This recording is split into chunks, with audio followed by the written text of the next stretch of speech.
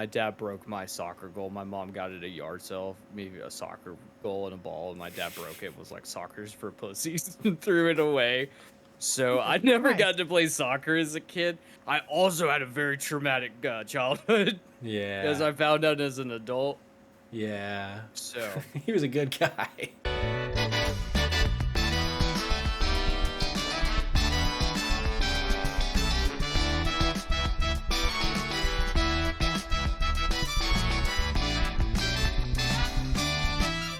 Hello and welcome to Drop In, Drop Out, the weekly podcast where a mix of 7 gamers come together for an open and engaging conversation all about video games. And tonight we are going to be talking about a special video game near and dear to my heart. Might be in someone's toilet, but that's just a joke because there's a lot of things popping out of toilets in the Borderlands series. I haven't seen as much toilet stuff in Borderlands 4, but we'll get to Really? that a little bit later. I know. Yeah, I have it. Have I been missing the toilet stuff? I think you've been missing the toilets. This is chock full of toilets. Damn. Maybe I have like some kind of filter on my game and I don't realize it. And it's like taking be. out all the toilet stuff. Damn be. it. Well, I'm ready to crack open these two little vaults hanging out with me tonight. If you didn't know, I'm Jerica. I'm the resident host tonight. But yeah, we're diving into the Borderlands series as a whole. We're going through each and every game, talking about what we liked, didn't like. Is it the best Borderlands game? I don't know. And guess what? Yes, we have played Borderlands 4, and we're going to discuss our hot takes on what we think about it so far. But yes, let me crack open my first vault. Over to my right, left, or bottom, I don't know because I can't see the stream. The one that has a beard. Patrick, how are you tonight? I didn't know I was your left, right, or bottom, Jerica. Here's the thing. Typically, I like to come in here with a positive attitude. I'm here with my friends talking about video games, but the air conditioning went out in my place of living.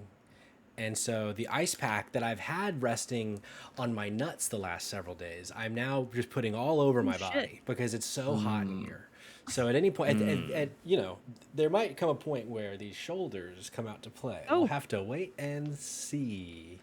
you know what? If your shoulders come out to play, mine will too. Solidarity, brothers in arms, brothers in shoulders, one might say. I might say.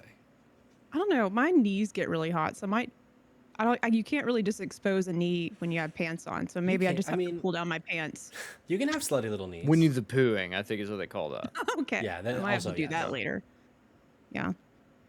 Well, excellent. Hopefully this episode doesn't get you too hot and bothered. Ooh, just getting all hyped up about Borderlands. Yeah, but I hope so. okay. And then where's Kamen? Where is he at? Is he below me, beside me? Is he my middle bottom? I'm your bottom. He's your right. Oh, to my right. My righty tighty whitey over here. That didn't mean it to sound racist, though. Again, here I go. I don't think just saying he's white is racism. Let's just be clear.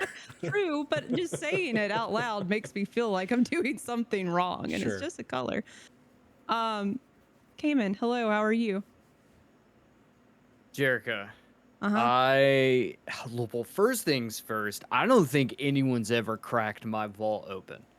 I think that's the first thing I need to address. I don't know what that means, to be honest with you, what that means. I don't know if I'm ready to find out. I think there's part of me is too innocent, too sweet to know what that means. You know who isn't too innocent and too sweet, though? Jake Twitchin in the chat. Being a bad boy. Bad boy. Has he done something else? He said the new podcast topic is to rank the races because of God. the gentle racism you engaged in. Keep them in line. So Keep who in line? Keep them in line? Jerica, this is not did good. I do it again? God damn it. I'm trying to be inclusive. I don't know who's saying what. I'm joking. I think this is a great opportunity to say hi to the chat, Jerica, if I may. Since we've please, because I can't see them. You can't. I can't. I'm on chat duty. We got Poogles in the chat saying that ice has to have melted by now. It's a pack. thankfully. It's a pack that says this is not an ice pack, so I think I'm not supposed to be putting it against my body, but they can't stop me. We also got High School Weekly, going to be in lurk mode tonight. High School Weekly, drop whatever you're doing. Come be with us. Be our friend. Also, Cognitive Clips and Jake Twitchin. Hello to everybody in the chat. I have an icebreaker that might cool off one of the nut sacks if you'd Whoa. like to. I would love that. Okay.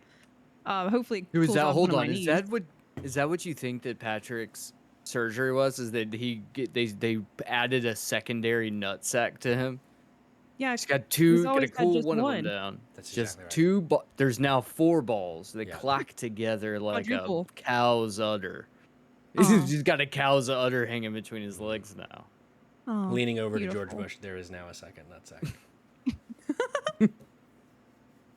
Okay, so I'm gonna paint the scene. You know, we're talking about Borderlands. You know, one of my favorite things about Borderlands, and we'll touch on this when we talk about the very first game, is its artistic vision.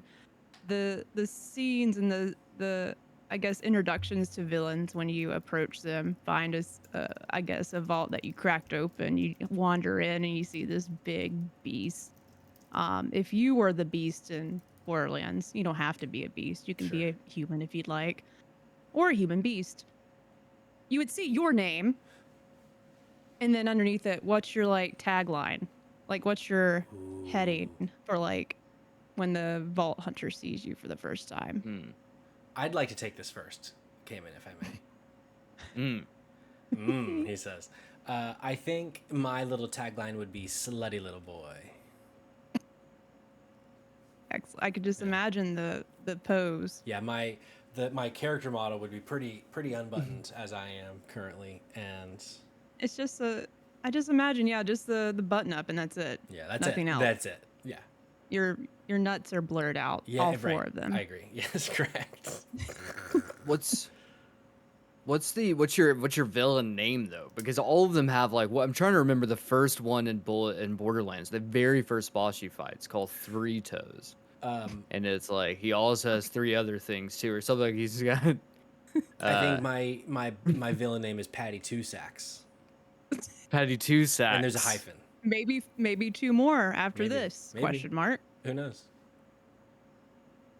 I feel like for me it has to be obviously it has to be like the dumpster boy. Sure. But I really feel like it's just like 'cause, you know, they like jump out or do something. It's just me falling out of a trash can. And it just like that's the display, but except I'm fully nude from the waist down. And so like my thing underneath is like just says something about, you know, just be like, don't ask him what's up his ass or something fun, you know, like something on brand for that. I do like this, and now I must ask, what's up your ass? Yeah, what would it be? God, It's brother. gonna be a weapon. No one's been able to crack that vault. You said it. I wasn't listening. That's on me. That's my bad. We'll never know. We'll never know. Some say gerbil. Aw, That cute. poor gerbil. I Richard Gere. That's smell who I got up there. some artistic opportunities for myself in the future. Yeah. Mm-hmm. I don't know, but I'm not sure what that means, but I do support it. Patty Two Sacks. Jerica, you asked us, but you didn't answer the question for yourself. What's your Borderlands villain name and tagline? I would just you have my name because my name's unique enough. It's cool. It's eye catching. Listen to Anytime her. someone sees my name for the first time, they either say Jessica, and I'm from the South, Jerica. And I'm like, well, it's Jerica. It's like Erica with a J, and they always mess it up. So maybe it's Jerica, actually, because that's pretty fun. Jerica. And the best thing I could think of, because I mentioned it last night, was like, she shits herself in Target while she's looking at birthday cards. That's Yep. good. I also, That's good. I That's do good. kind of like Jerica. Either it's Erica with a J or not Jessica as the tagline. Or that. Would That's really also work kind of too. fun. Okay. Jerica, I have to ask, and I know that we need to get on the show, but I need to know this question. How did you get your name? Because as someone else with a weird name, has it?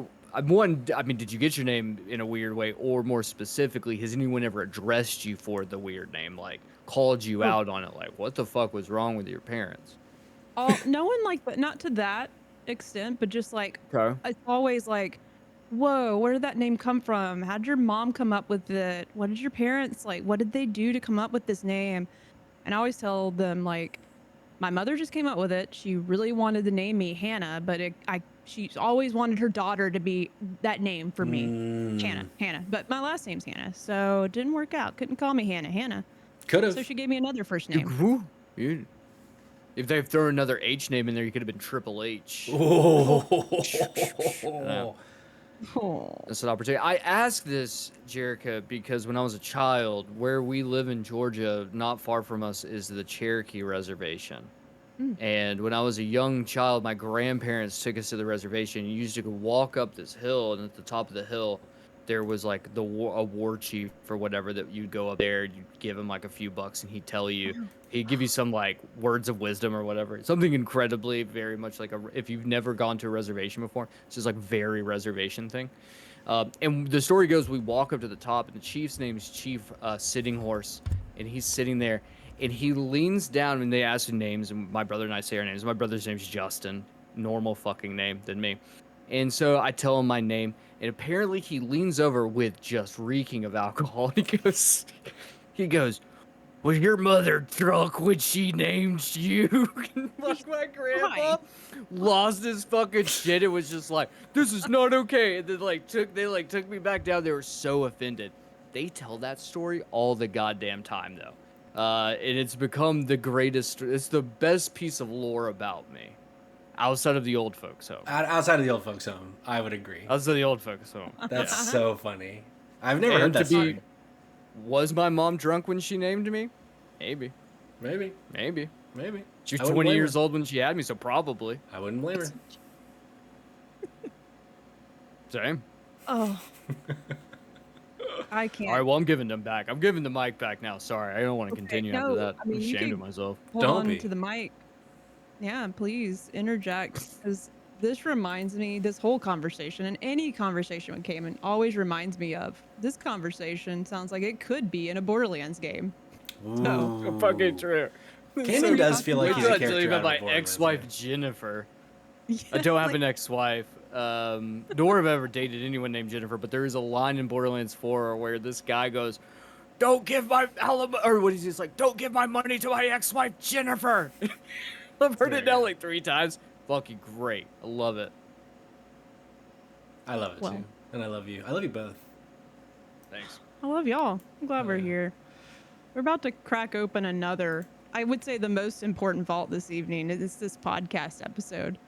And like I was saying earlier, we are going to dive into each and every Borderlands game, ending this episode with our impressions and thoughts about the latest title, Borderlands 4. It's just the 4th one, which is pretty great. I love when there's a new game and it's just a number. Oh, It's not like extra words. what a beautiful thing. When there's extra words, I sometimes get a little, I don't know. And there's a few Borderlands games with extra words in the title, so. It's true. And I got all of those in here tonight. I don't know about y'all, but obviously we're going to start with the first game. Rewind, go all the way back to 2009. Oh, yes. If I Patrick may has the- hijack it for 30 seconds. Please, the is there podcast. information that I forgot to share? I don't have it in my notes, so I apologize. Not information per se, but I do, behind the curtain, Jordan, aka Cognitive Clips, had said, if we even do housekeeping anymore, can you guys talk about my Silk shit. Song essay? And we almost didn't do housekeeping, to which he would have held that over my head. So I had to interject to at least plug Please. that. Keep an eye out later I this missed week. that message. I am so sorry. No, It's no, not it's because I okay. was trying to skip it. No, I'm not sorry to you. I'm sorry to Jordan. Don't Because be. that makes me look like a bad host, and I just missed that info. Don't be sorry. But I'm gonna have 2 pieces of housekeeping. So keep an there's eye on 2. keep an eye on youtube.com/@cognitive-clips for a Silk Song Metroidvania video essay. But then also Cognitive Clips. I don't know if he's still in the chat, but a bit ago he gave us some points for the hot dog jamboree. We're very close. I can almost shit. smell the hot dogs. I see a Rabbit in the chat. Jake's in the chat.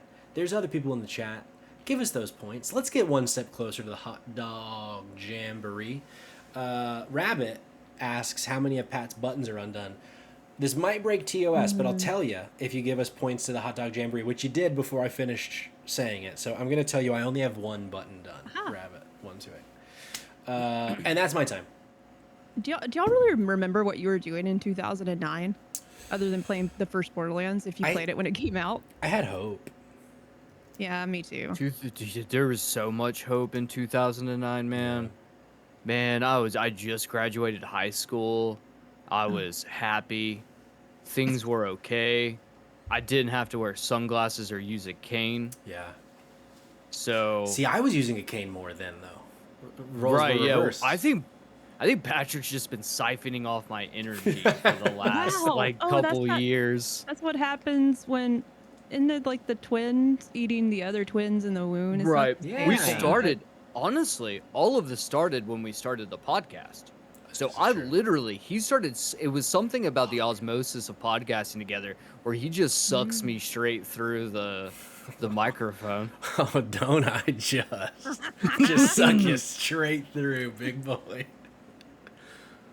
Sounds like your vault's been cracked open a long time ago, Kamen. All 5.5 inches of it. Man. Did both of you play Borderlands, the original, when it came out? Some friendship lore. I only played the first Borderlands because Kamen, at this point, might have platinumed the game, potentially. I don't remember exactly where he was in his Borderlands journey, but he played it and loved it and was like, Patrick, you gotta play this game. And just something about it didn't feel like it would be a Patrick game.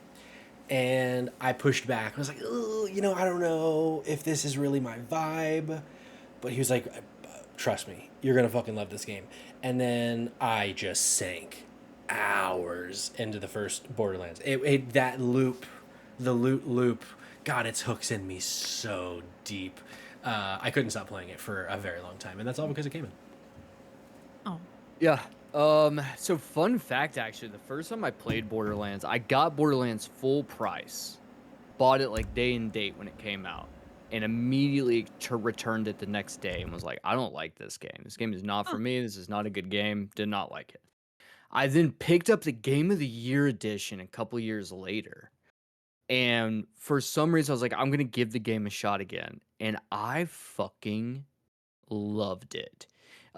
This was this is like my big mark with Borderlands. This was my very first platinum. The original Borderlands on the PlayStation 3 was my first platinum. And there is so much about this game in terms of like the little things in it. There's a trophy to play the game with a developer from Gearbox. That's one of the trophies. I didn't know that. I had to go online and go to message forums and try to find someone who had, or it was like play with someone who's played with someone, something like that. So you would essentially just have to play online randomly and hope you found either a developer or someone who's played with a developer before.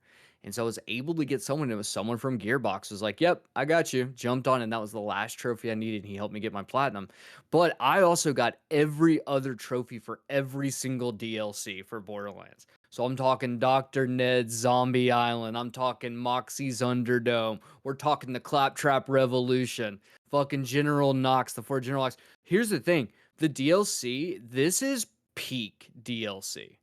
Like, if I look at DLC, and I think Borderlands to some degree has some of the best like DLC for any game series of all time.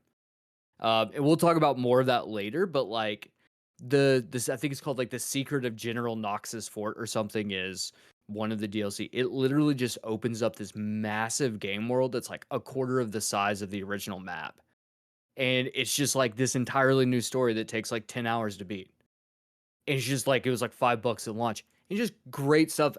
All of that to say, I'm waxing poetic over the fact that Borderlands 1 is one of my favorite games of all time. Hands down. I just love this game. And love it dearly. That's my opinion. I'll stop there and I'll give up. I'm going to give up the reins for a minute before I start jerking off about Borderlands 2. No, I think that's pretty cool because like what you just stated, like you put it back down. It just wasn't for you at first, and now it's like obviously one of your favorite games of all time that since you revisited. I the same thing happened to me with Mass Effect. I know we're not talking about Mass Effect, but I think it's really interesting. And Halo, believe it or not, like both games, Really? like I literally initially like picked it up, played like an hour, and was like, hate it. But like, I don't know, maybe I was just not in the mood for it. Coming back to it now, the original Halo, and of course, Mass Effect, one of my favorite games of all time. With Borderlands, I never put it down when I played, but I didn't get to DLC. I think at the time, like 2009, I was in college, so just like I wasn't playing as many games at the time. I was hanging out with my friends, going out and drinking at the bar that Hell has a yeah, tree brother. stump in the middle of it. That's a real place. I don't remember the name of it, but it was a little country where I was going to college. You could tell by the words I use. But Borderlands holds a special place in my heart though, because I think it's one of the first games that I didn't know was going to be my favorite types of games. I'm a big Mm, Destiny 2 gal, and a lot of the DNA from Destiny and even Halo, obviously, like those types of games, third person shooters, first person shooters, you name it. Like, there's something about just being in control of your character, moving around and shooting things. And then on top of that, the term looter shooter wouldn't have meant anything to me at this time. right. And I can't really think of a lot of looter shooters for me personally that has had such an impact on the games industry. Like, I think Mm, Destiny 2 and this game specifically fall in that same category for me. They are two different types of scoped games, but for me, like the loop, Patrick, you mentioned that earlier, like the gameplay loop and always looking for the better gun. And then on top of that, just the art style alone. I right. had never seen anything like that in a game. I think the last game before I played that like struck me as like, holy shit, this is so cool. It's like a comic book. Like it's basically Halo, but it's in a comic book world. Like initially thinking, right?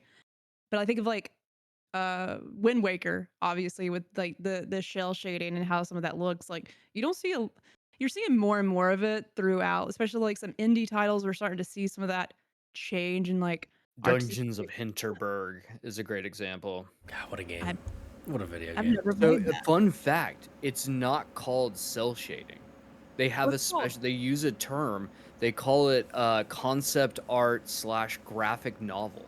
Huh. Well, That's the term that apparently they've been using since the very first well, Borderlands. They shit. still use it to this day. Yeah. So they're like, because cell shading would be like Wind Waker, for example, but the way that they use the thick and then thin line strokes is like a Yeah. graphic novel would have, and so that's like a special type of adjacent art style. Sure, Yeah. I get that distinction now that you say it. That makes sense Right. to me. Yeah, me I too. do. That was a draw for me. Like, even though I kind of pushed back at first when Kamen was like, I think you're going to like this game.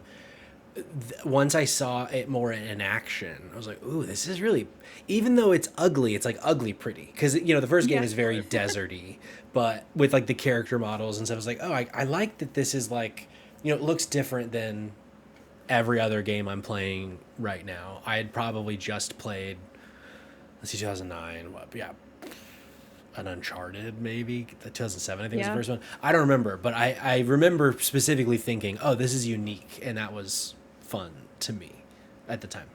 Right. So I want to point out a couple crazy things about this. So I'm Please. assuming he'll come up in conversation. Randy Pitchford, who's the head of Gearbox Studio, who's the developers behind Borderlands. So Randy Pitchford and a bunch of developers left 3D Realms to go make like their own games. And so 3D Realms obviously is the Duke Nukem. And so they leave and go to make Borderlands. Here's the thing, at the time Borderlands is being developed, apparently they yeeted like half of Borderlands' budget to put it towards what game? Alien Colonial Marines. No way. Yes. What? So the budget for Borderlands 2 is like quadruple the size because they just thought Borderlands was going to fail. And here's the thing, it kind of did. So it releases to good reviews, right? But it only sells within its first year of releases, only sells just shy of 2 million copies. Wow. To put that into perspective, Days Gone was considered a failure at 7 million. And so by the time Borderlands 2 comes out, it gets up to about 5 million copies sold by the time Borderlands 2, and they're like releasing all this DLC. It's getting all of this like recognition behind the scenes. People are starting to latch onto. It's not successful at launch. It gets more successful as it gets older. Borderlands 2 comes out within its first year, does the same number of sales, actually more than what the original Borderlands did up to the sequel, like in just the first year. And then it just keeps snowballing. Yeah. The series, every game just gets bigger and bigger and bigger. It's fucking crazy. Sorry, go ahead.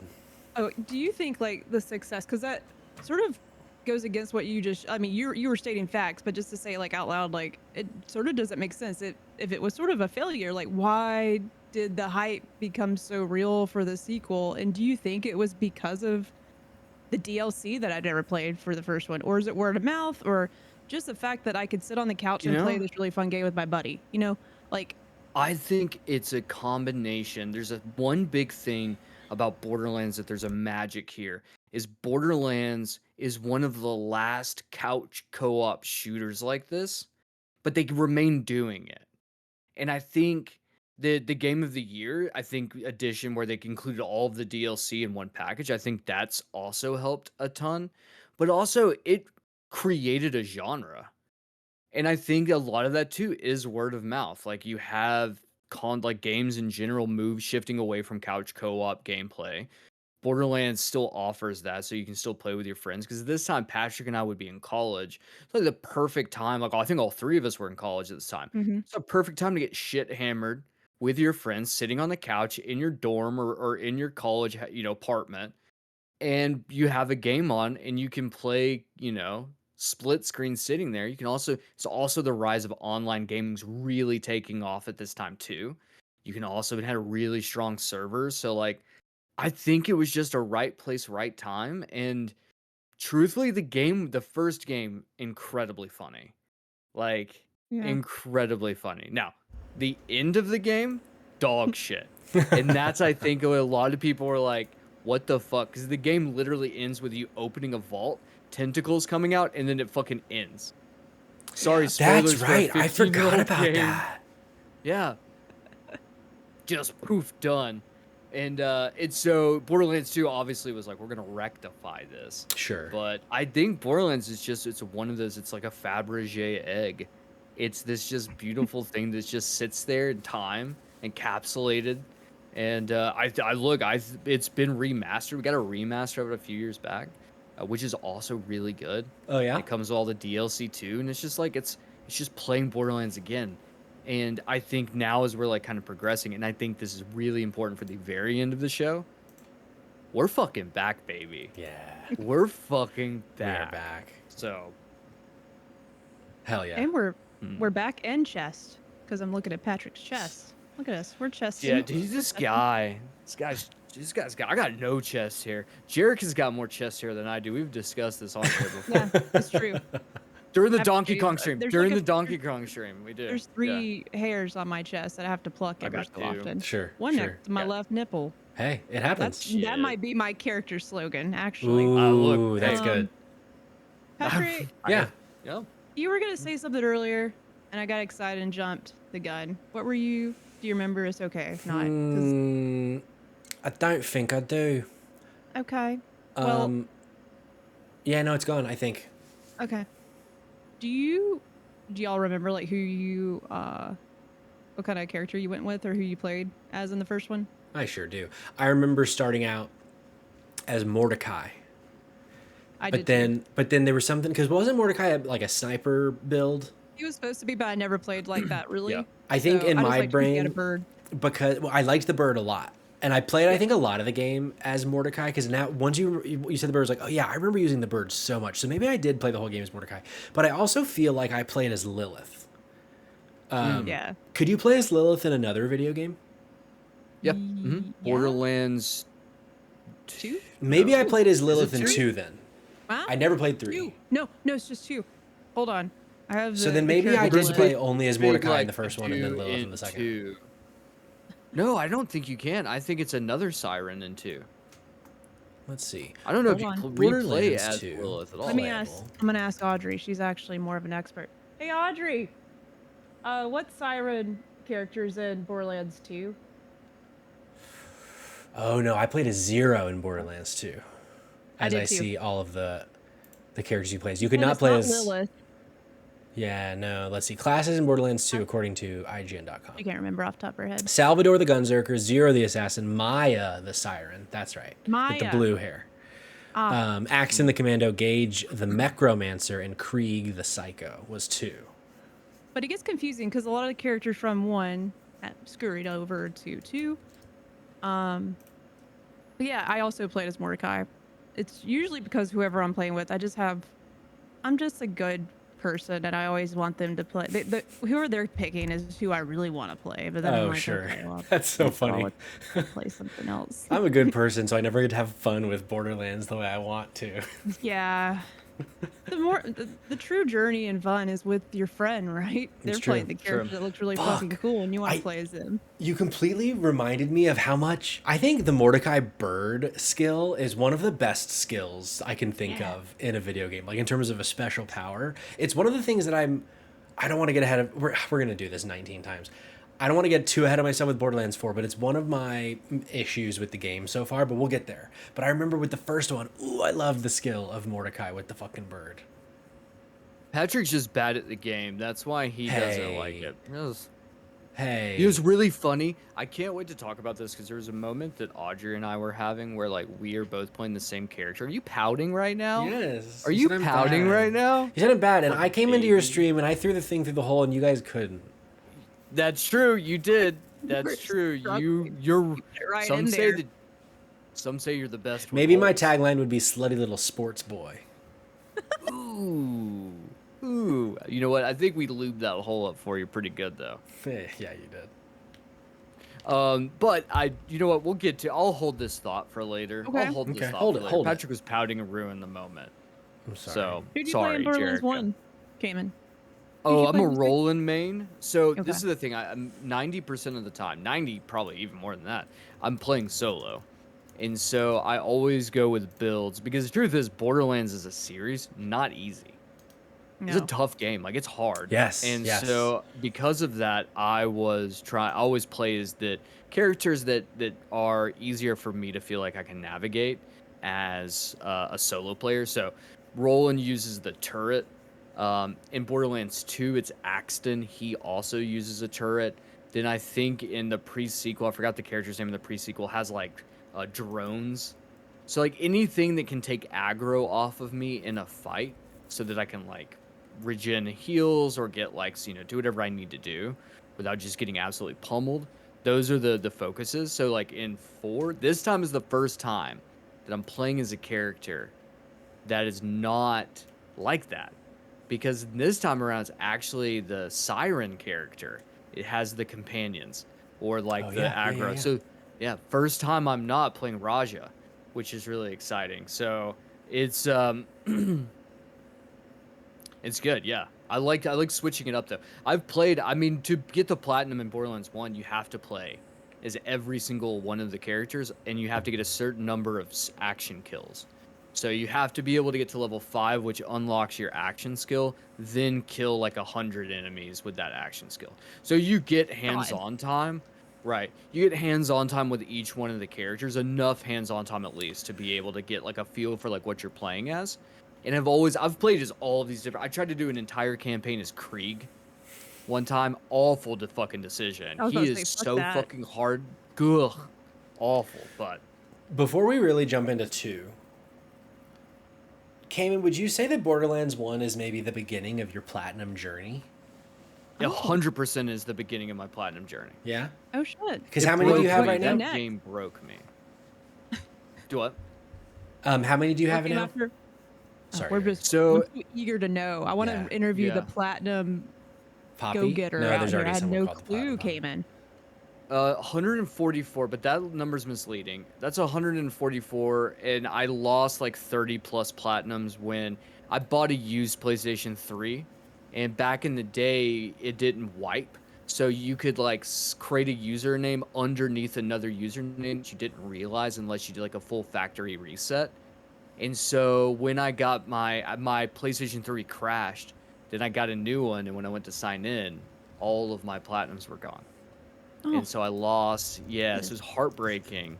But so I'm probably around somewhere, probably around 170 plus, but we're sticking with 144 for right now. I just like that. I need to change my PlayStation name to the Dumpster Boy, and I've been tinkering with the teetering on it. The problem is that it very clearly states you might lose trophies doing this. Oh. And so I just need like a hard line of like, this is where we're at, 144. So if I do this, everyone knows I lost X number, you know? That's weird that shit can get lost, apparently. I don't like that. That is weird. Well, doesn't it surprise me? 'Cause I just remember how fucked up PlayStation was with the network. PlayStation 3, dog shit. In terms of like. Had that cool Spider-Man font, though, you know? Yeah, that's true. It did. That did. It was That's bad. actually. Yeah, that's actually pretty fucking cool. Bad. Font. Yeah. Just bad. Emo Spider-Man networking over here options and sweating account his management. balls off. God, dude, it's so hot in here. You guys have no idea how hot it is in this room right now. Oh, I hate being hot. That's the worst. I know. I can always put on layers, but I can't take off my skin. That's what they say. That's what they say. I mean, if you try really hard, I'd watch. Peeled. Peeled. Degloved, but from the top down. Ooh. Sirius in the chat says, I have 0 platinums, teehee. I intend to have my first 2 be the Death Stranding games, of course. Oh, shit. It's a base take. It's incredibly basic. Oh, God. Do you know what, too man? bad. Brother, fucking have fun, dog. Like, I don't think it's too bad. I think if you enjoy playing, it's probably it's not a skill thing. It's like patience and do you want to play this game a lot? Sure. So. Sirius is a little Can I just- Death Stranding slut, so. Can I just say this, I though, had no for Sirius? I had no Yeah. clue. Yeah. This might be the wrong person I'm thinking of, so I apologize. But Sirius, you're a pussy if you don't platinum Expedition 33. You're straight up I fucking don't out. know that Sirius is an Expedition 33 head. Like Coal Is Mines it and Noah? and- I yeah. might be mixing. Coal Mines, them up. Noah, Sorry, and Cog Sirius. are the 3 Expedition 33. They're the Gotcha, 3 heads of the gotcha. Cerberus. He's like, I don't own it, and I probably won't play. I don't know. There you go. I would love to like sit down and like nail down like what my most rare platinum is. Yeah, I wanna know. And you know what? I can tell you right now what it's not, and that is Elden Ring. Sure. Yeah, fuck that.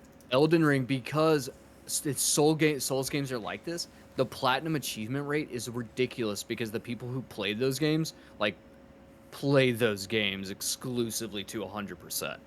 I think at one point it was Uncharted 4. For like the longest time was like my most rare one, which Sure. that game was like honestly really easy, but you know, pro gamer. It's so Actually easy. dog shit at the video best, games. The pro So over fucking here. bad. Shit. It's the overall. So bad at video games, man. So Nah, dude, I'm bad. terrible. Yeah. Nah. Well, Yeah. Well, we're diving into Borderlands 2. It's I love time because some might say this is the gold standard of a looter shooter. A lot of people, I've never played Metal Gear Solid 2, but I assume this is its Metal Gear Solid 2 moment. A lot of people said that about Death Stranding 2. So I'm also going to say that. Felt the same way about Death Stranding 2. Death Stranding talk, again, didn't mean to, but holy shit. I played a lot of Borderlands 2. Borderlands 2 is also a little closer to my heart than even the first game, just really because, like, I'm gonna share my lovey-dovey story. It's the first game I played with my girlfriend. Yeah. And like, well, we played technically the first one. That was like the first moment. Like, I sent her a little DM via Facebook because at the time there was like the only way, and I just was like, ask her. I see she's been playing Borderlands. Oh, you want to get on Xbox Live? At the time, I was playing on Xbox. You want to be on Xbox Live? Who's asked that? You want to get on Xbox Live and play Borderlands? I don't know. That's what I said. That was the move. And she's like, yeah, I'm down. And then the game came out the same year we started dating the sequel. So it was pretty cool for us to go to a midnight release at Best Buy and get that game played all day. Amazing. And so whenever they Borderlands 2, I think about her. Was that the and first then to this time day- that you wanted to play as a character and then she was like, but I want to play this Yeah, character? that's where it went. That's yeah. Every time I always wanted to be a siren, and I never got the chance. so you guys have So, spent like half of your lives together, right? Yeah. Damn. Yeah. Well, I mean, probably close. Close yes. enough. Close enough. A Yeah. good That's- chunk. honestly, hell yeah. We can- Apparently, that's what you need for, if anyone wants to stay with someone longer than 10 years, just love Borderlands. Borderlands and Destiny 2. So You true. can Which play is Destiny wild 2 cons- together. That's wild considering Randy Pitchford is involved with Borderlands. That He's really close I'm to. jumping the shark here, but I might I don't ask feel him like to that, man. coordinate our wedding, or speak there. Be the what do you call someone that gives someone Officiate? He'll just married? do magic tricks. He'll do Brother. magic tricks Show for up. you. I would Brother, love that to be a surprise for Audrey. Okay, here's the thing. There's a moment. There is a non-zero chance that we could get Randy Pitchford to officiate your wedding. I'm fucking down. Honestly, he I'm down. It's fucking just a would. big Because- joke. 100% He might hate would. me though. If someone figures out the joke, this is evidence. We might have to delete this so it's not on the internet so someone shows him. But no, that would be the I great. mean, how plan. I many would go people have down. asked Randy Pitchford to officiate their wedding? I bet it's Nobody. less than 10. And it's probably good press for him showing that You let me know, support these here's the thing. lesbians. Okay, Yes. let's go ahead. Let's cover why Randy Pitchford is the way, like, why we're saying this for any of those that are uninitiated. Randy Pitchford, the head of Gearbox Studios, is kind of a dick. They really think that's the only way. Like, he's kind of an arrogant ass. And he says mean things to the fan base all the time. He does things that are really weird, and you just kind of like, you kind of don't like it. But here's the problem. I hate to say this, but like, I think the dude just might be autistic and misunderstood. Because he's got got a all the certain telltale charisma, signs where and- you're just like, huh, like Could be. the magic tricks. Could be. I think That's the first one. I think he's maybe just a piece of shit. Look, I just like give the man a benefit of the doubt that I'm just like, I've done stupid things and have said stupid things. You should listen to like half the things I say in last night's stream. Like, I don't. This is true. So- And while I don't have the entire rap sheet of everything that Randy Pitchford has done online, I think once you hit like year 14 of him being a fucking dick on the internet, Right, I think yeah. it's time to say he's just an asshole. Yeah, it's so funny though. I'm really like trying to paint us like gold here, so that if he does watch this episode in He my won't. campaign to get him to officiate, then I don't know, man. He still hates Jake, so Yeah. you know. There's no hope for Jake, that's for sure. No. Oh no, Jake's okay. lost cause. Jake's been a lost cause for a long time though. Yeah. Yeah, probably since like Yeah. 2014. Which is Sure. 2 years after Borderlands 2 came out. Yeah, and like halfway through the DLC, because holy fucking balls, the amount of DLC that this game Yo. got. Like, I know we're getting ahead of the curve here. No, this is Can I a just- perfect. Tossing the balls just to wa- you a little bit, Kaven. Like literally, how many hours of Borderlands 2 do you think exists on this planet? What could a player say that I've never played Borderlands? Which one should I start? And we were like, I don't know why I'm talking like a grandma or an evil witch. Which game should I play? And you say Borderlands 2. How much will Yeah. $60, $20? Is the game free? How many hours? I think the game right now might actually be the Handsome Jack collection, which was re-released on PlayStation 4. I think that might actually be, and I could be wrong on this, on PlayStation Plus catalog at like right now in this exact moment in time. So shit. that being said, the amount of time that you can put into this game, I don't even want to begin to know. Let me just run through some fucking crazy ass stats. Run him. I'm ready. First, this is the best critic wise. This is the #1 Borderlands game. The first Borderlands was like high 70s. Was the first Borderlands. Borderlands 2 came out swinging 90% on Metacritic. Wow. Won multiple Game of the Years awards. By 2019, so the game comes out in 2012. Less than 8 years later, it has sold 20 million copies.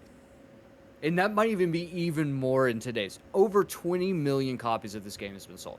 But here's the crazy thing. The DLC. We start with Captain Scarlet, the Campaign of Carnage, Big Game Hunt, arguably one of the greatest DLCs of all time, Tiny Tina's Assault on Dragon Keep, which gets spun off into another game.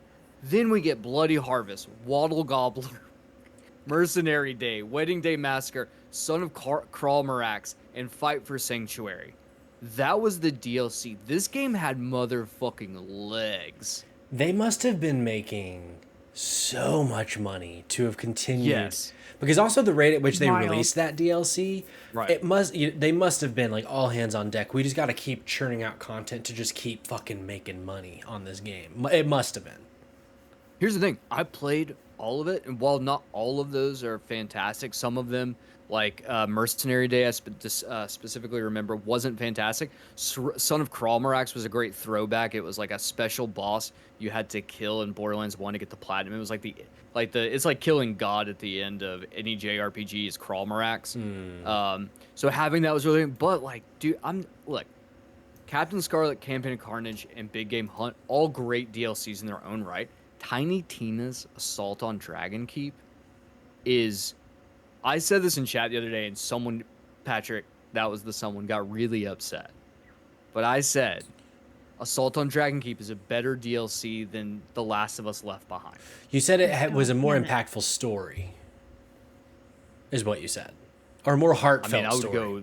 Whatever it was. You could go either. You could go either way. The whole thing is spoiler alerts for a game that's been out since 2012.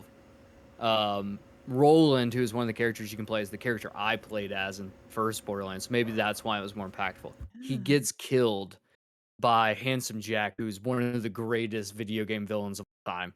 He gets killed in the middle of Borderlands 2. It's a huge moment. Tiny Tina like looks up to Roland, like that's her older brother. And so that DLC, it plays like Dungeons and Dragons, but the whole thing is you play with Roland like the entire time. Like he's the main character you play alongside, like in an NPC capacity. And it's essentially just like Tiny Tina refusing to like grieve over the death of someone she loves. It shouldn't work by I was any like, what measure. the You fuck? have But who? Borderlands What? goes D&D. Borderlands goes really fucking sad, heartfelt story, and it ends up being like there's essays about this DLC and just like how it is like one of the greatest ways to capture like grief.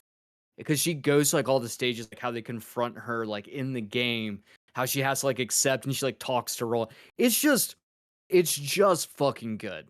And so if you've never played that particular, I would say, look, if you're gonna play Borderlands 2, great. The Handsome Collection, go grab it. Just if you do anything, go play Assault on Dragon Keep. Like you will, it's just worth it. It's like 5 to 6 hours long, I think. It's Well, you it's sold me. I just a had no perfect clue. DLC. I Yeah. had no clue. Damn. I Maybe I thought paused 4 and played this. when you were Go talking back about it the in other time. day, I thought it was that was a Tiny Tina's Wonderlands thing. I didn't realize that Same. was a so- Borderlands I 2 did thing. too. Yeah. Like, So it starts with Attack on Dragon Keep. They spin that off, right? They spin that off into Tiny Tina's Wonderland. Tiny Tina's Wonderland, which I'm presume we'll get to some capacity. The story for that one is it's Wanda Sykes and Andy Samberg are the voice actors in that Yeah. game, which is fucking hilarious. yeah. But essentially it's kind of a carryover. She's addressed Roland and he like comes up in passing conversation. But there's more like to it. I don't think that the story there is as good because Sure. it's just a little too bloated because they're trying to make a full game out of it. But that game is still fucking incredible as its own right. But yeah, Assault on Dragon Keep is just a perfect truncated experience with a really good story that like just has a bunch of fucking emotional left hooks. I love And I that. think that plays really well to Borderlands 2 as a whole. Because Borderlands 2 is just a much better version of Borderlands 1. The guns are bigger, the guns are crazier, the The guns are story. crying. They're screaming. Right. Yeah, some of the funniest things in the world is like the gun that just screams as you're shooting, or the shield that like screams as you're using or something. But like it just takes everything that was good about Borderlands and made it better, and then fixed the bad things. Like it has an actual story. The villain is Handsome Jack, and Handsome Jack is, like I said, one of the greatest villains in video game history. He's just such a swarmy bastard.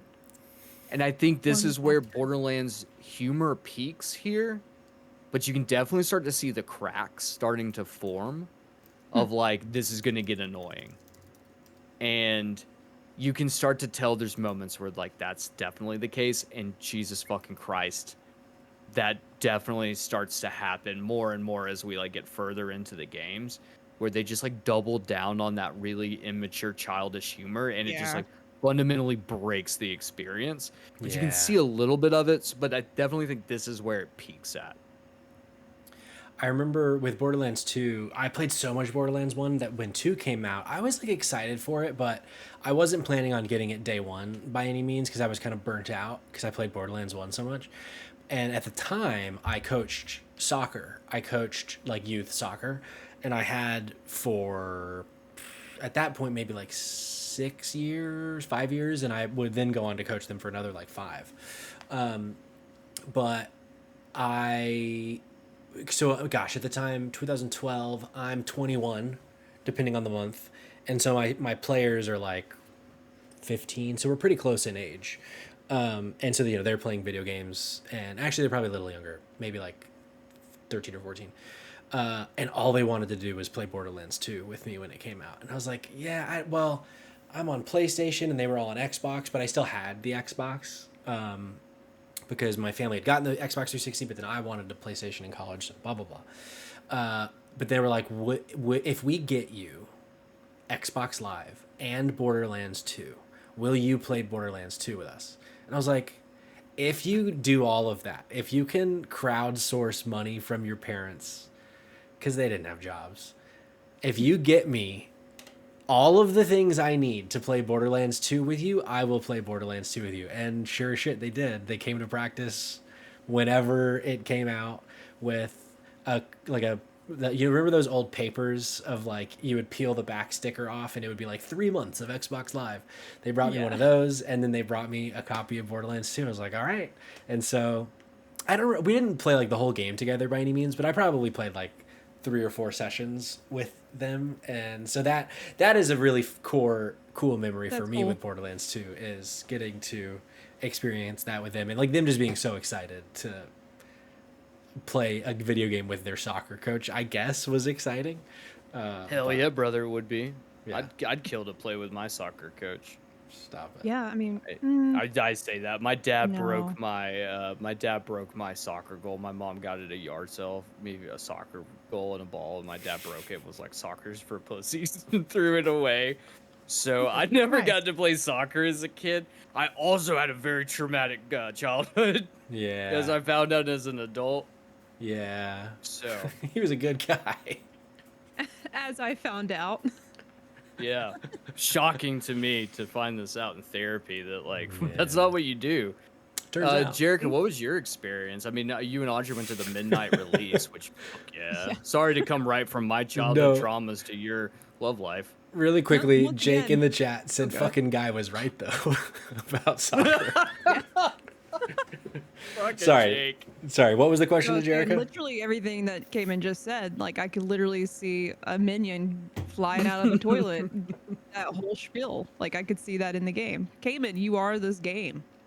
You I are. am this guy. I live and breathe it. So true.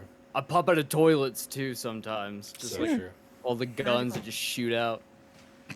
There's an alternate reality where every episode you're on, we say you're the toilet boy instead of the dumpster boy. There is a world. I can't wait till I like finally go bald. And when I do finally go bald, I will have a toilet bowl, and then I'll be instead of the toilet boy, it's the toilet bowl. Just so Oh, that's fucking good.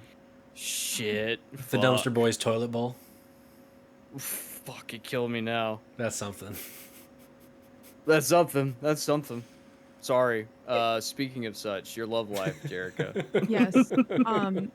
And when I think of my love life, I think of Destiny 2 in this game. So it's not Yeah. that interesting. But Destiny actually came out in 2012. I sort of forgot.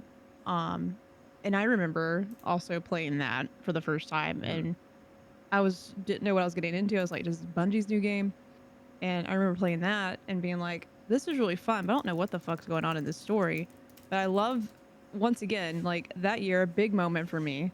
Like, oh, I'm addicted to collecting guns. I guess that sounds really bad when I say it out loud in video games, not in real life.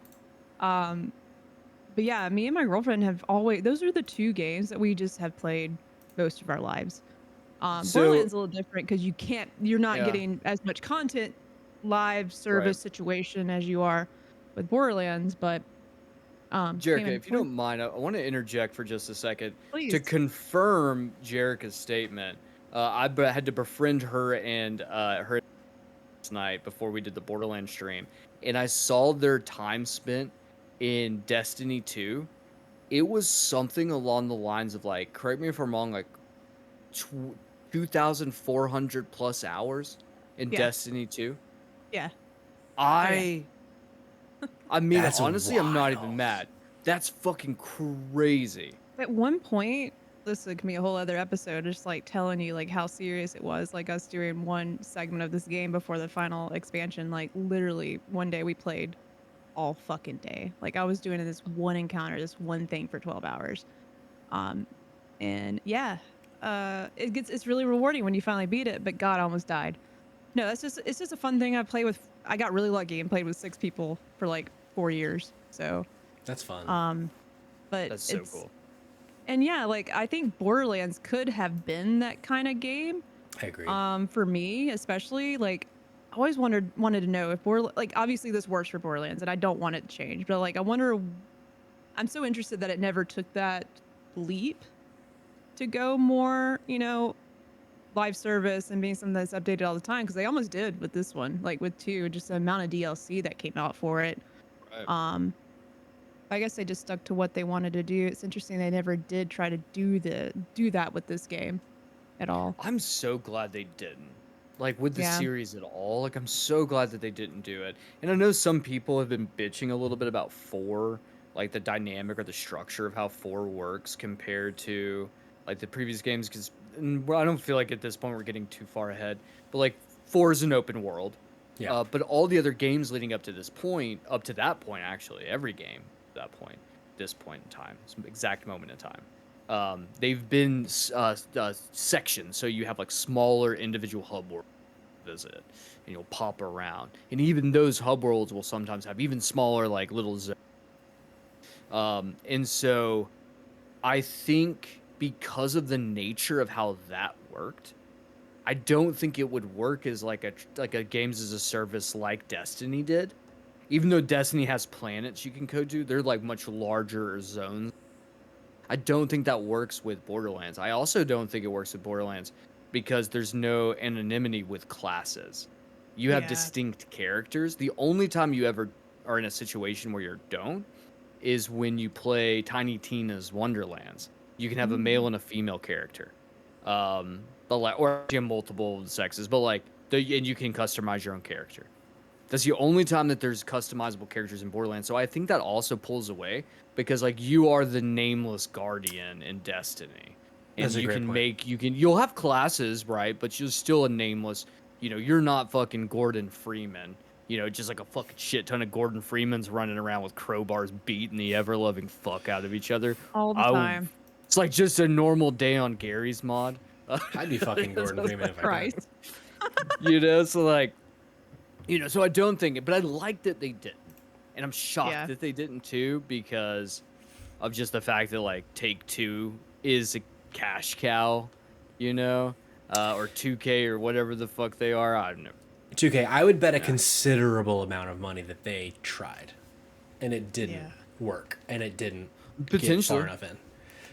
I feel like this game fits that mold so perfectly. And I wonder if we were to look at like the timeline next to the timeline of like Destiny and when all of these games became very big. Like you just mentioned that Borderlands 2 and Destiny came out at the same time. But past that, when did Borderlands the pre-sequel come out? What year was that? Do we know off the top of our head? 2014. 2014. It's 14? literally okay. Here's the thing: Borderlands games come out. The longest break I think we have, and I can double check this. The longest break I think we have in Borderlands games is between I think it's between Borderlands 3 and this one. 3 right? and 4. Right. Yeah. Borderlands 3, 2019. This is 2025. Yeah. It's the longest stretch we've had. We were fucking getting them clips. Like, because even then, like, we got, like, Borderlands 3, there's, like, a 5-year gap. But we also got Tales from the Borderlands and Tiny Tina's Wonderland in between that, too. So, like, we had Borderlands games. Like, there's always a Borderlands game. So maybe that if they did have a games as a service moment, it either would have happened potentially going into 3. Because there's other studios working. So pre-sequel, which comes out next in the chronological order, there's the pre-sequel. That one's actually developed by, if I remember correctly, it's Gearbox Studios Australia. Someone hit me. Let me look this up. That sounds right. I remember there was like a different thing about this one, which sort of turned me off to it. But me and Audrey actually 2K Australia. also played the pre-sequel together too, 2K and Australia. had more fun than I thought we would with it. Because Yeah. you mentioned from Borderlands 2, like one of the most iconic things about it is the villain, and it's Handsome Jack. Right. Which I can't remember. Spoiler alert: this game's been out a while. Like meets his demise, right? Mhm. I always wondered, and we'll get to 3 in a second, but before pre-sequel, do you ever think it's like almost? I guess it wasn't their intention to like make one of the best villains of all time, but like I do think that was a problematic situation they put themselves in when we get to 3, because the villains in 3 suck ass. It was really bad. Ooh, you ready for a just fucking curveball? Wait till you hear who one of the main characters is in Tales from the Borderlands. This is gonna blow you the fuck away. It's wild. Okay. Yeah, because I've never played. I keep hearing it's been Oh, a Tales from the fantastic Borderlands story. is so good. Yeah, I can't wait for that one. But yes, you're right. They do paint themselves into a corner by making a villain. Do you remember him at all in Borderlands 1? Because he's in Borderlands 1. I don't. So he's the head of Hyperion. Like, that's the gun manufacturer in 1. He's the head of Hyperion. You meet all these gun manufacturers. Do you ever visually see him in the first game? Do you know? Do you remember? No, you do. You do. He just Okay. looks slightly different. Just a smidge different. And this is Handsome Jack we're talking I about? just remember him from This is Handsome 2 Jack, in the yeah. pre-sequel, obviously. So I was like, you know what? I don't remember if he was even in the first one. I don't know. Did y'all like the pre-sequel? Did y'all play it? I have mixed feelings on the pre-sequel. I think the pre-sequel is fun because you get to play as Handsome Jack in the pre-sequel, and you get to learn his backstory about like how he ended up taking over Hyperion, which leads in to like I think it's a fun way of how they set it up. You also, if I remember correctly, play as like villains to a degree in pre-sequel. Like you are the villains. Which is like a cool concept, and I do love the anti-grav. Like I do feel like that was kind of fun being able to like running and jumping and be like flying through the air, just like shooting shit all willy-nilly. I think ultimately though it just falls flat. I think coming on the heels of Borderlands 2, the story's weak. Even though it's like an interesting take, the story's not fantastic. It also didn't review super well. I think it got like so pulling at 74 on OpenCritic. You can even tell like that it's not Gearbox specific. It's 2K Australia who made it, so you can even feel it's a little different. But I think you also can tell that like even the studio, like 2K, didn't even have enough like there to back this, because how many was it, like 150 DLC for fucking Borderlands 2? Pre-sequel got 2. It got the Holodrome Onslaught and Claptastic Voyage, and that was Apparently pretty good though. Yeah, My girlfriend. I've never mentioned, played like, pre-sequel much I've better never than a played lot the of people. DLC for it.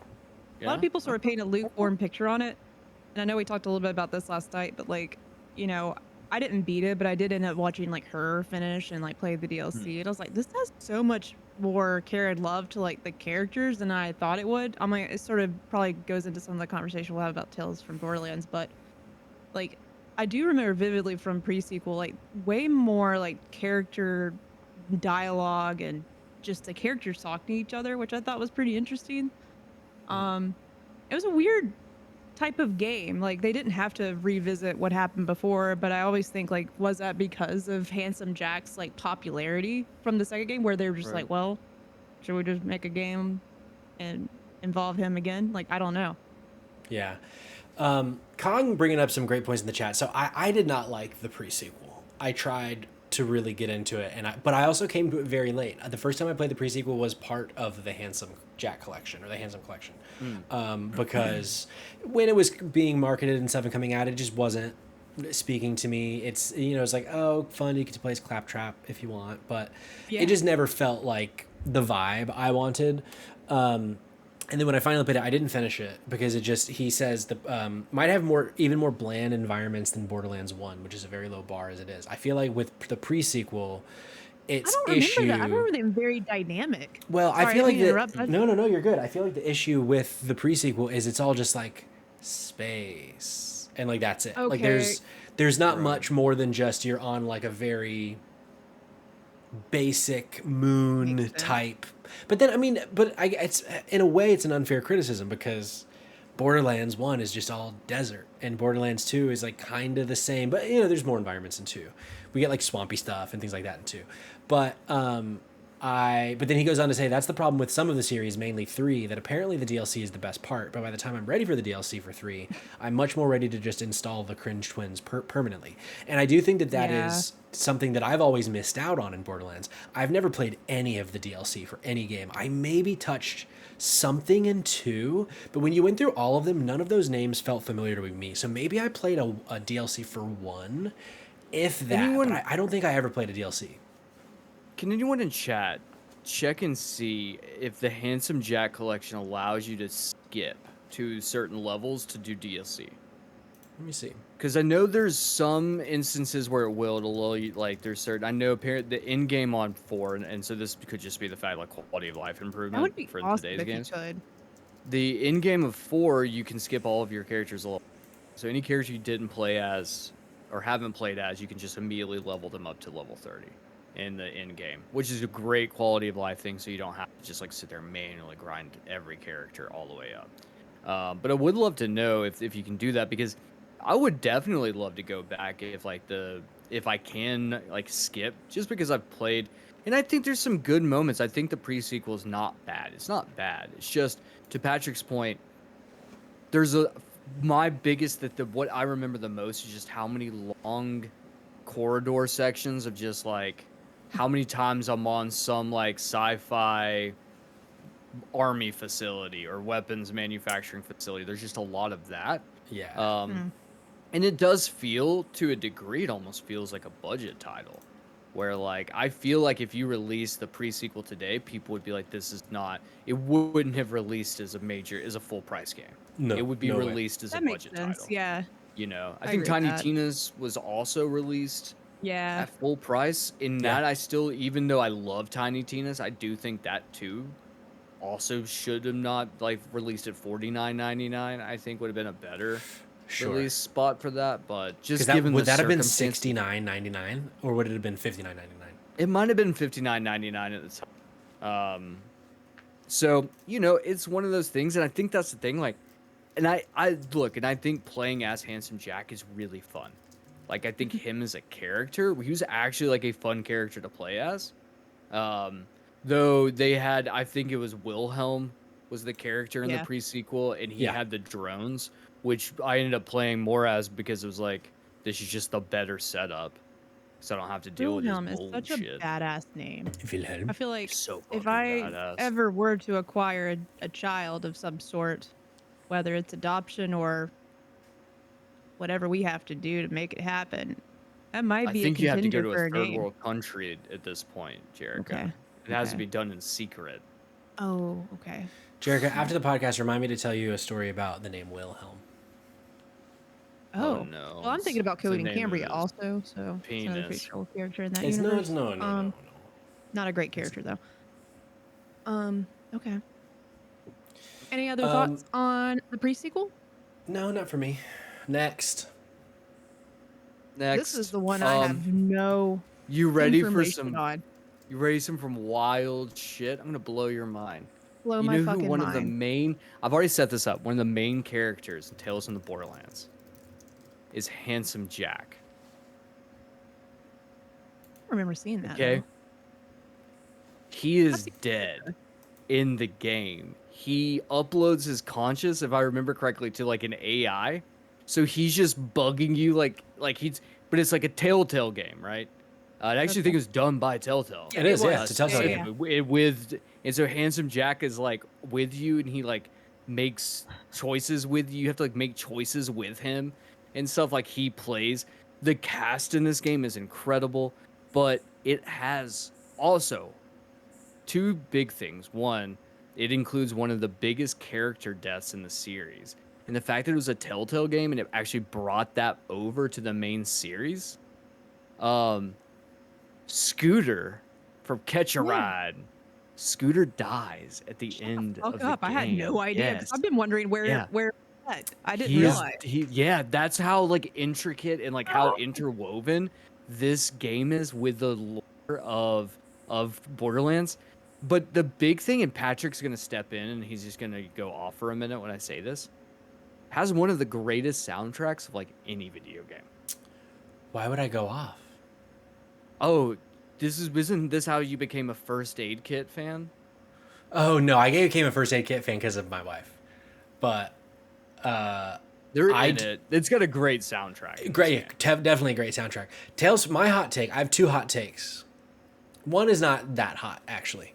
I think Tales from the Borderlands is the best Borderlands game, even though it's not really a Borderlands game. But it's because the story is so good. But this is the only game that I like Handsome Jack in. I've never been a Handsome Jack lover. I think he's just always bothered me. Like, I get it, but I've just always found the character to be annoying. That was also a big reason why the pre-sequel didn't work for me either. It was very like Handsome Jack forward, and it's like, I just don't really care about the character. But what they do with him in Tales from the Borderlands is really fun and interesting, and I definitely recommend you go and play it at some point, Jerica, but you should play it with The Wolf Among Us first. I know. Oh yeah, play The Wolf I'm Among just Us. dying for a remake or like an updated version. Yeah. You know it's coming. Yeah. But I love Tales from the Borderlands. I think it is one of Telltale's best as well, which is so shocking that I've never touched the second one. I'm itching to play it. I'm itching to play a Telltale game. It's been too long, so and I'm just holding on to these two because I have heard they're both wonderful, but I'm just like, probably if you're on a Borderlands kick right now, I was gonna say if you're on a Borderlands kick right now, you might just jump into Tales instead of The Wolf Among Us, even though The Wolf Among Us is my favorite. It's still not long either, like maybe 5 to 6 hours, and you can get the platinum in just one full sitting if you do it all together. Just saying.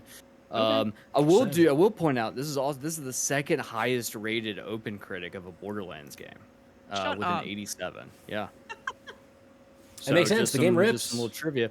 Yeah, the game. Here's the thing: the game fucking rips. It fucking I almost said, rips. well, it sounds like they should do another one, but they did apparently, and I had no clue. Yeah, we don't. I've never. So the second one, there was some like drama is not the right word, but Telltale died, and the sequel didn't get made by OG Telltale. And so it was in development hell because the studio went under. And so that was part of it. So finally it's like, oh, we're actually making the new Tales from the Borderlands. And it just came out. It was like all of a sudden it was out.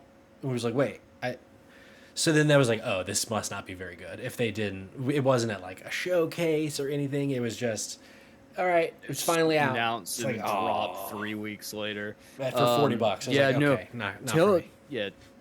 And I think so. I mean, we could just. It's not worth even bringing up at this point. But after we just dog shit on it, but the essential critique was that it felt incredibly dated, and that the story was incredibly mediocre, and it was also developed internally. So they pulled something from that original build that they were trying to do, and they pulled it over and then just slapped it together. I don't even know how many episodes it is. One day I will try to play it as a completionist for Borderlands.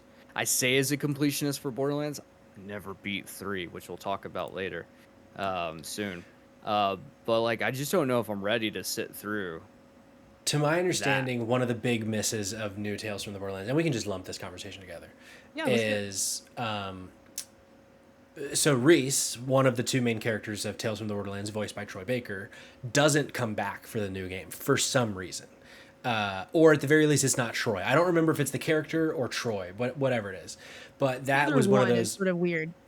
Right. Yeah. And so that was one of those things where it's oh, there is something weird going on here if you're not bringing back... And again, it's fuzzy. I don't have it in front of me. I don't remember if it's the character or the actor. But it's that... it's I don't know. This is kind of weird that... based on how Tales from the Borderlands goes, why isn't one of the protagonists back at all? But Cognitive Clip says that Reese is in 3 apparently. So that's why his name's familiar to me though. Yeah. I was just I've seen that name. Okay. I don't remember the story from 3. We can get into I don't 3 remember if the y'all story are from ready. 3, but let's go into 3 because I had never played 3, so I have nothing to say about 3. Funny Wait, enough, hold on. I No, we're skipping Tiny Tina's oh Wonderlands shit, to my go to bad. 3. I'm sorry. No, I just So you fuckers get We would have random circled hold back your back. in We would have time. circled Hey, hey, back. hey, hey. Cayman, getting a little It's my fault. spicy over there. I Getting know a it's little my fault. I spicy. know the wrong Cool thing. it down. Take off one of the overall Straps. lashes. What do you call those straps? Straps. Lashes. Take one off. This is how rumors get started. Cognitive Clips in the chat now saying, yelling, never skip Wonderlands. We weren't going to skip it. We were just It going to was come there. It's on my back to list. it. I just actually I Wait, have hold on. No, Borderlands. I'm wrong. I'm wrong. You're Borderlands 3 came before Jesus Borderlands. fucking Tiny Christ, Tina's. dude. I was This it's in fucking my list. guy, dude. I'm not looking at your notes, Cayman. I'm pulling mine back up. Yeah, Cayman. don't look at my notes. I put Don't them in look the at wrong his order. fucking notes. Get When I his mean I put them in the fucking notes wrong out. order, I Get mean those I shitty. completely forgot to put Tiny Tina's in it all on mine until Amazing. like 5 minutes Yeah. ago. Got him. Well, also, Sorry. okay, Sorry. Borderlands 3. I remember getting really excited because it was like the first one that truly was like on the next gen console in my brain. I was just like, oh, Sure. cool. We get to see like what Borderlands could be like with improved graphics on the best fucking hardware. Like, what can it? This is gonna be mind blowing, and some of it was. But I always wonder, and we talked about this earlier, like what would they implement any of these things that were trendy at the time to be in all the games, loot boxes, other situations that were gimmicky and we were just seeing in every fucking game. And of course they did. Yeah. And then it seems like Yeah. they, for me personally, like, and even saw COD call it out, the villains sucked. The writing felt like it was God. behind like by 4 years, or I don't know. It was like they didn't evolve the story to what Right. I would that would match some of the gameplay, because I think it actually played pretty well. I remember it was a little rough around the edges at launch for me personally. Like I was wanting better performance at the time. I was like, I got other games that are running really good on my system right now. My PS4 Pro, I guess at the time. I think that's the console maybe I was playing this on. Could have been PS4. Don't remember, but I remember being sort of disappointed with how it was running. Um, but yeah, the story sucked. I do. That was in Yeah. Cayman's notes. Very disappointing too. Yeah. That was right. I didn't beat this game because to your point, it was like they did the whole like a critique of influencers, but like Yeah. they were like I think the problem is social media had been evolving so quickly Yeah. that It by was the behind. time they have so behind and it was like they just this story feels outdated. And this is I think where Borderlands becomes very annoying. Yeah. Yeah. I Very, thought it was going to very die annoying. with 3, honestly. I thought so too. Same. Genuinely thought that it was rough. It was bad enough for me. And I think the other thing too is I don't know if you guys agree with me on this one, but it didn't play like it I didn't have any performance issues, but it didn't play like Borderlands. Borderlands plays like a mix between a boomer shooter and like Halo. Like it's got this like frantic, fast-paced run around, just flying, no scope half the time because who the fuck uses scope? This is Borderlands, baby. Um, but all of a sudden it was like it felt more pulled in. Like they gave you a grappling so you could now grapple up things, which is like what they're like, oh, here's a double jump and grapple now. But like it felt very down, like you were pulled in, you're grounded in the game. It almost felt like leaning more towards like Call of Duty in terms of its gunplay, which just felt wrong. And I actually went to replay it recently because I was like, I'm gonna replay Borderlands 3 in preparations for 4 to get a feel for it. I made it 5 hours in and was like, absolutely not. I am not doing this. And I fucking turned that shit off and was like, I am terrified that Borderlands 4 is gonna suck. Damn. Yeah. So it's one of the worst rated Borderlands games. I think the Metacritic or the Open right now it's like in the high 70s. Like it had a lower critic score than the first Borderlands. It's the lowest outside of New Tales. It's the lowest outside of that. It just I don't know. It's just wasn't a good game. I don't Yeah, really know anything else to say. I remember Is it in the lead up to 3, I was like, I'm just not interested at all in this game. The Borderlands, I felt like at the time, Yeah. the whole shtick of Borderlands had run its course. And Right. it's like, I'm just not really interested in like this humor style anymore. But then, like, as it was about to launch, I remember having this like kind of almost like, I don't know, a Borderlands could be fun. I'm gonna wait to hear what Cayman has to think. And I remember like 24 hours in, you're like, this is not it. And I was like, oh okay, I dodged Took a the bullet. day off from work. Yeah, I that's took right. the day That's off from right. work. Oh, Yeah. I think me It and was Audrey so did too, because we both played it on launch, so I think we did too. it's such a just it was one of those, and I've had these moments before, and you know what's fucking depressing about all of this? Do you know the other game I took off from work that completely crushed me? It was another Randy Pitchford game. Oh god. The game is called Duke Nukem Forever. The two most disappointed versions of me when it comes to video games both happened because of Randy Pitchford. Wait, is Randy Pitchford responsible for all Yep. of Duke Nukem or just the new one? So he helped I mean, I develop say the new, first the one Duke like Nukem. 13 years ago. He helped develop the first Duke Nukem. There's a whole history of the IP getting passed back and forth. Randy Pitcher they get Gearbox gets the IP for Duke Nukem. They get the IP for it.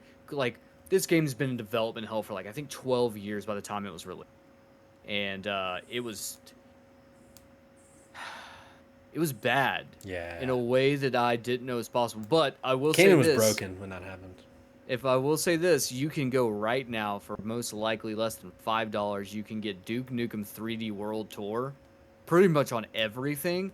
That game, if you love old school boomer shooters, Duke Nukem 3D World Tour is the peak of just cheesy, like machismo. Duke, like we always have this conversation. We've had this conversation a few times of like, if we were given the opportunity to reboot a video game series, like what would it be and what would we do with it? And mine was I would reboot Duke Nukem in the vein of the God of War remake, where you take this machismo, gross, misogynistic bastard and make him like beer bellied and balding, and everyone thinks he's a pig, and he has to like redeem himself in the eyes of the world. Like, just saying, man. Call me, Randy. Call me. For a second there Hey. came and I did consider thinking of visually seeing your grandfather in my mind again, but you didn't call him a Oh, pig, hell yeah. so okay, Yeah. same. Okay. At I was Jerica's wedding, envisioning- we'll get that linked up. You and Randy Kamen. Yeah, that's it. Just pitch him. Oh, Randy pitching him for Oh shit. shit. brother. Oh. Oh, I want to say one more thing about this in Yeah. case we are moving on, because I do think it's just really important. A couple things about Borderlands 3. Dude, sold stupidly fucking well. It ended up, I think, being the second best-selling Borderlands game of all time. Like, I think it's like at 18 by the last number I saw was like 18 million copies had been sold. This is when we talk about it sold 5 million copies in just 5. Well, So I just do remember imagine it like played. I've had fun playing it. I just fucking hated the story, and that was like part of no. the joy of playing Borderlands is enjoying the. It's always been. I've had a few friends that just cannot touch it, especially two, like just because it is Yeah. so cheesy. It's just that cheesy, gross, dumb, immature humor. But they've always had a pretty, in my opinion, like a decent balance. It's never been cringe to me, but this story was super fucking cringe, and it just like irked me.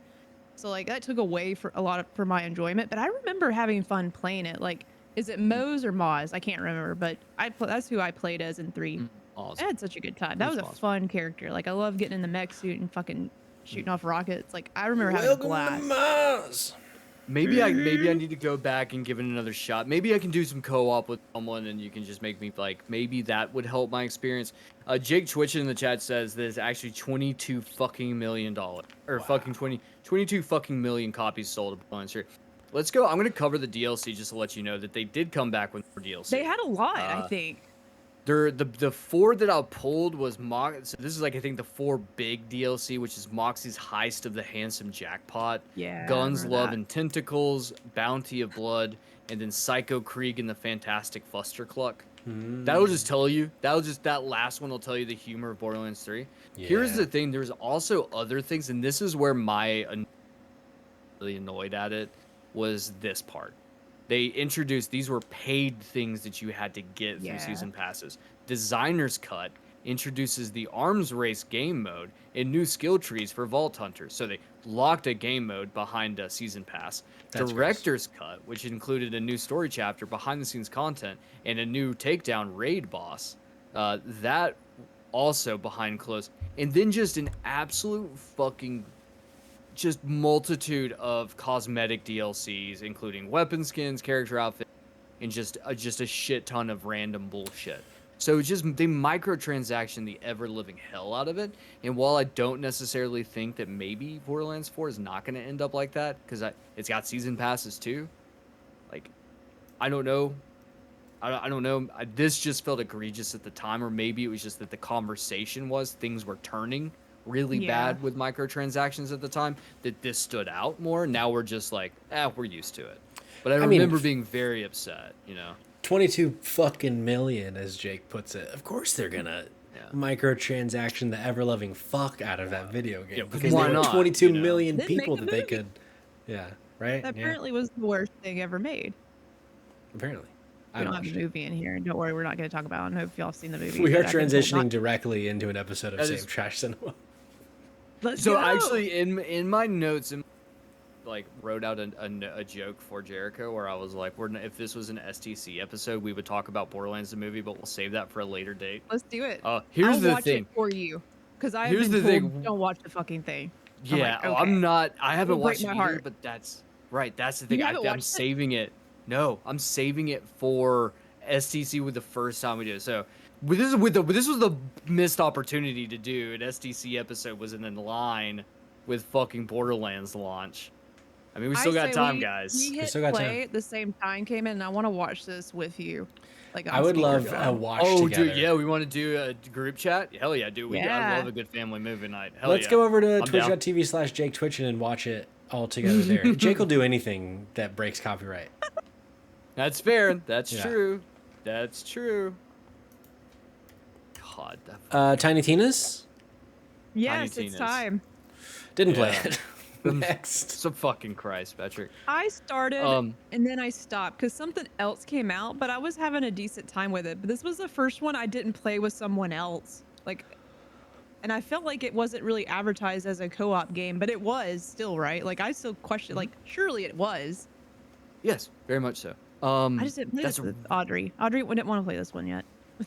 Never brought it up. Really disappointing to hear that, because this was my wife and I's first Borderlands game together. And we played this and we beat this together, and it is such a fun game. They bring back the what's the name of it? The unicorn butt. What is the fucking unicorn's? No, I wish that would have been funny. Bring it back. What is the unicorn's name? He gets a. It's like the butt Queen Butt Stallion. Yeah, they bring back Queen Butt Stallion for this, and she's like the central character of the story. You also get like that emotional side of Tiny Tina, where like it'll come up, and there's a lot of there's a lot of parallels to the story of this, with like the fact that like you find out throughout the story that the big villain was actually the first hero in her story, and it's like her refusing to let the hero ever just live a normal life. He always has to be a hero, so he turns bad. Because he's just like, let me be at peace, which parallels and kind of mirrors a little bit more like her feelings about Roland, of like not letting stuff go. So it's like really cool. And then also Andy Samberg and fucking Wanda Sykes are the actors in it. So to have these two major voices playing D&D with Tiny Tina is just fun. The guns and the powers are all fairy tale based. So like everything is fairy tale based. Like you're shooting. It's a lot of fun, and it also plays like Borderlands 2. And this is the most confusing part of it, is it had to have been a different developer. And I'm not sure what internal team developed it, but it wasn't the same team that did Borderlands 2. One, the turnaround's way too quick. And two, it doesn't play like Borderlands 3. It plays It plays like Borderlands 2, so it almost feels like it was made off of the Borderlands 2 engine. Like it's someone out there. fun little story. Speaking of stories, I don't read a lot of books, but I do read some books. There's an author out there that I really like, has worked on a few titles. Would say the creator behind the character for Rivet and Ratchet and Clank as well, has worked on many projects. Actually, a friend, Sam Maggs, worked on this game, and that's obviously a part of like obvious. I feel like such a shitty person because I've never beat this game and I wanted to see the story through it. But very cool that she specifically like worked on this game and did a lot of other projects. Worked at BioWare. That's how I started talking to this gal because I was like, this girl's cool. She loves Mass Effect, and then she started working at BioWare. It's really fucking cool. Cool story. That is very so. Question: this author, is this Quan Mills that you're speaking of? Sam Maggs. The author behind, Sam Quan Mills. Maggs. Oh no, so it's not the guy that wrote "This hoe got roaches in her crib," or "Pregnant by my mother's gay husband," or "Pastors eat pussy too." Is that just? What? How the fuck do you guys not know who Quan Mills is? All right, somebody mute his Do a mic. whole episode. Thing is, whoever sings North Carolina, go on a raise up, take your shirt off. You put it around your head like a hell. Petey Pablo. Yeah, I don't know why those names seem similar in my head. In your mind, Quan Mills is Petey Pablo. I do love that. Could be the same person. Could be. Dabber, Could be. did you go? Okay, get to. Okay, I just quickly digress for a second. I want to tell you a story. Sorry. I worked for this company that sold like marketing materials, like tents and shit and stuff like that, tablecloths and whatever. Experiential marketing was the proper term. Either way, I did this beer festival. I was working with all these breweries. One of these breweries I was working with did a Pity Pablo beer. And so we sponsored the beer festival. Fucking Pity Pablo showed up and did a fucking he did a concert. Pity Pablo got up there and they had a Pity Pablo beer called "Take Your Shirt Off." It was so fucking wild, man. Why are you calling him Pity Pablo? I know. I just Pity Pablo. Petey. Yeah, it's North Carolina. That's how you say it up there. All right, fair. I've always wanted to play Tiny Tina's Wonderlands, but I just never wanted to, or not I never wanted to, I just never had that, like, draw, because it's a Borderlands game. And it's the kind of thing where if Borderlands 4 hadn't come out, I think I was finally at a point where I was ready to play Tiny Tina's Wonderlands. But then Borderlands 4 came out, and I'm, like, 20 hours into that. So now I fear that Tiny Tina's Wonderlands is going to be pushed off by several years again, and by the time I'm ready for it, it's going to be too old. There might be a moment where you got some free time and you're like, oh my God, it's so dry right now. Because all these games, there's not enough games right now. I haven't felt that way in a long time, but still a chance. It could happen at some point. It's so true. I think Let's I maybe remind own each it. other, or at least me and you, remind each other, Patrick. I would love Tina's that. Wonderlands. Let's remind each other. I mean, if we made content out of it, I'll fucking play it. Maybe we play it I'll together. do anything for content. I'll gladly jump back into Tiny Tina's. A couple from the chat, by the way, as a side thing. Both Jake Twitchin and Blaster Goblin, the homie in the chat, very in on breaking copyright. Apparently Blaster Goblin loves doing that on his channel. Yay! And then Jake said he has Butt Stallion as a Fortnite glider because I bought Wonderlands on Epic Game Store. It's completely fucking obnoxious. Shut the fuck up. That's amazing. I had no clue. That's cool. That's fun. Yeah, I know Coggin Clips in the chat, huge Wonderlands fan. He is what's the word I'm looking for? He goes around, he spreads the word about it. He's a evangelist. An evangelist of Tiny Tina's Wonderlands. It does feel more religious, and that's not what I mean. A brand ambassador. There we go. Brand ambassador. Cognitive Clips is a brand ambassador for Tiny Tina's Wonderlands. But I do want to play it. Hold on. I want to ask you a question, Patrick. Yeah, what's up? What would you be a brand ambassador for? Like in video games? Just like let's be honest. You say Cog is a brand ambassador. I mean, I think the easy answer is Cog's very much like he's a Metroid guy. So when we say Wonderlands, like it's one of those weird cuts where you bring it up, Cog loses his mind over it. What is that game for the two of you? What is y'all's like? Oh, this is my secret game that no one knows about that like I will stand on a soapbox and scream for. Mine's Space Station Silicon Valley. Have you ever played that, Kamen? What? It's my favorite Space fucking shit Station of all time. I got Silicon a physical Valley? copy. Thanks to Jordan. He was like, Walmart has this cartridge for. I'll What? fucking conquer. I think my Conquer. answer must be Conker's Bad Fur Day because I have a plushie of him. I'm very curious about the what do Space you want? Station Silicon Valley. I've never heard of it. Man, I finally have a game that you've never played. That was a long one. I didn't Well, think he would talk so long. So, well, I mean, good news is we're soon about to force all of each other to start playing just awful games soon. So Okay. I'm gonna have to dig this bad It's boy. ahead of its time, truly. N64. Mhm. N64. It's a Rockstar game too. No shit. Look at this. Is it like a is it I a, think is it so. a platform game? Platformer? Oh, it's a Okay. platformer / monster sucking your brain and controlling you. Oh, I love this so Robot much. animals.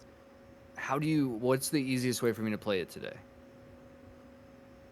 Come over. Because I can tell you right now, We it's put not the going to be cartridge in fucking something. play. Oh, hell yeah. We got to bring everyone to the woods. Got to bring everyone to the woods soon. We're Play fucking this in the plugging woods. that in on Company the retreat? 75-inch. Ooh, yes, the Dido retreat. Somehow We have my space. background We has have changed space. to almost entirely blue, but nothing has changed in my settings. It just, Giving me I think, Mass It's just Effect slowly vibes. been happening. yeah, I just feel like we are in Commander Oh my Shepard's God, room and we're about to bang. Oh yeah, Liara's about to just fucking slip out of that skin-tight Ooh. wetsuit she wears. Cayman, don't get me excited. God damn. This is my worst episode I think I've been on. I need to be stopped. Well, let me just. Well, no, I'm not helping you though, because I'm just encouraging it over and over. I'm gonna put this train back on its tracks. Is that what people say? Yeah, Is yeah, that we a put the saying? train back on the tracks. That's definitely a saying that we say. The train, the fake baby train, child train that's going around the Christmas tree. Let's put the baby train Call it a back on the baby tracks. train. Yeah, pull this back in. Well, yeah. Let it. I don't know think if it's there's time any to put the more baby train Borderlands back on the games. tracks. I don't know if there's any more Borderlands games, but guess what? If there is, we're not going to talk about them because we are about to talk about our first impressions and overall thoughts of what we played of Borderlands 4, the latest title from Randy Pitchford. And he keeps giving us skeleton keys, which I love. This man Have there fucks been more up than and two? just- I only have two. Oh yeah, he says fucking, he'll be like, say some stupid shit online and then immediately 2 hours later be like, doing a test, here's some shift keys. Like every time if he fucks up, Randy. he'll give you a shift key. I've got like I need more 7 shift now. keys. Randy. What? Cayman, why aren't you Yeah. sending them to me? I've been dropping them in Discord every fucking time. No, just you don't haven't. check. No, you haven't. There's not been 7. If there's 7, you've not dropped 7. I'll bet. Okay, I haven't dropped. I'll bet I feel like $5 no on one it. had been responding to the last one I did, so I didn't think you guys wanted them anymore. The last one didn't seem like shift keys. The last one seemed like something else. Did I call it a skeleton key? Is it a skeleton key? Why am I calling it that? It's just it's a gold. It's got a gold skull on it. They're called shift keys, right? The bones shift That's codes. it, yeah, are Maybe their there's a money. golden. You go the Also, the worms. Dude, but the worms eat your hair. Patrick, is this correct? I feel like out of all of us, though, compared to, I guess when we started playing last night, I feel like you are more at, like, what level are you? 24 now. Have you played more? Huh? 24 now. But I think you're further in the story than I am. I am. And there was, okay. So I think you have played more Borderlands 4 than all of us here, maybe. Probably, yeah. I'm about 25 hours in. Okay, I played a definitely shocking way more amount than of you. Borderlands 4. I'm in the second. Yeah. Well, when you finish like the biggest, like the kind of the final story beat of the first area, which I won't spoil anything like that. You kind of have an option of going either like northeast or northwest. And I went northwest, so I can't say it's like the second place, but it's my second place. And I'm like 2 or 3 missions into there. So yeah, I've put a lot of time into this, and I'm really enjoying it. I right now I'm in this like struggle of going between Borderlands 4, where it's just like dumb fun, and for me the story is like just not doing anything, and so like I'm not really paying attention to the story very much. I'm just having fun with the loop, and I'm just like. I'm in that grind to get another gold weapon or piece of armor or whatever. I only have 1 still. The second one I have to give to Kamen because it's not for my class. But I'm having a good time, and then I'm like, but then I want to be playing Chronos, but Chronos is so dark and like it stresses me out because it's a survival horror game. But we're not talking about Chronos. We're talking about Borderlands 4. But so I mean, I think we said it earlier. Borderlands is back. Like this game is so fucking fun. I don't think it's a game of the year contender at all. I don't think this is like, maybe it's going to be in like the action category or like shooter category or whatever. I don't think it's got the juice for game of the year, but I think if you like Borderlands or you like fun, this game is totally worth picking up and playing. It's a shit ton of fun. I've had so many people outside of this group, I would say they're casual gamers, say they've been waiting to play this with their significant other. More people that I realize, I'm like, oh shit, you play Borderlands and you're playing this with your like wife or your husband? That's crazy. So I think you nailed something with that. Cause like, is it, I don't know, to me and Cayman, you might agree too, our resident Borderlands expert over here. Like, I feel like it's living up to the legacy, but it's not reinventing the wheel. And I think that is absolutely fine for Borderlands. I don't want them to make, they tried way too many new things with 3.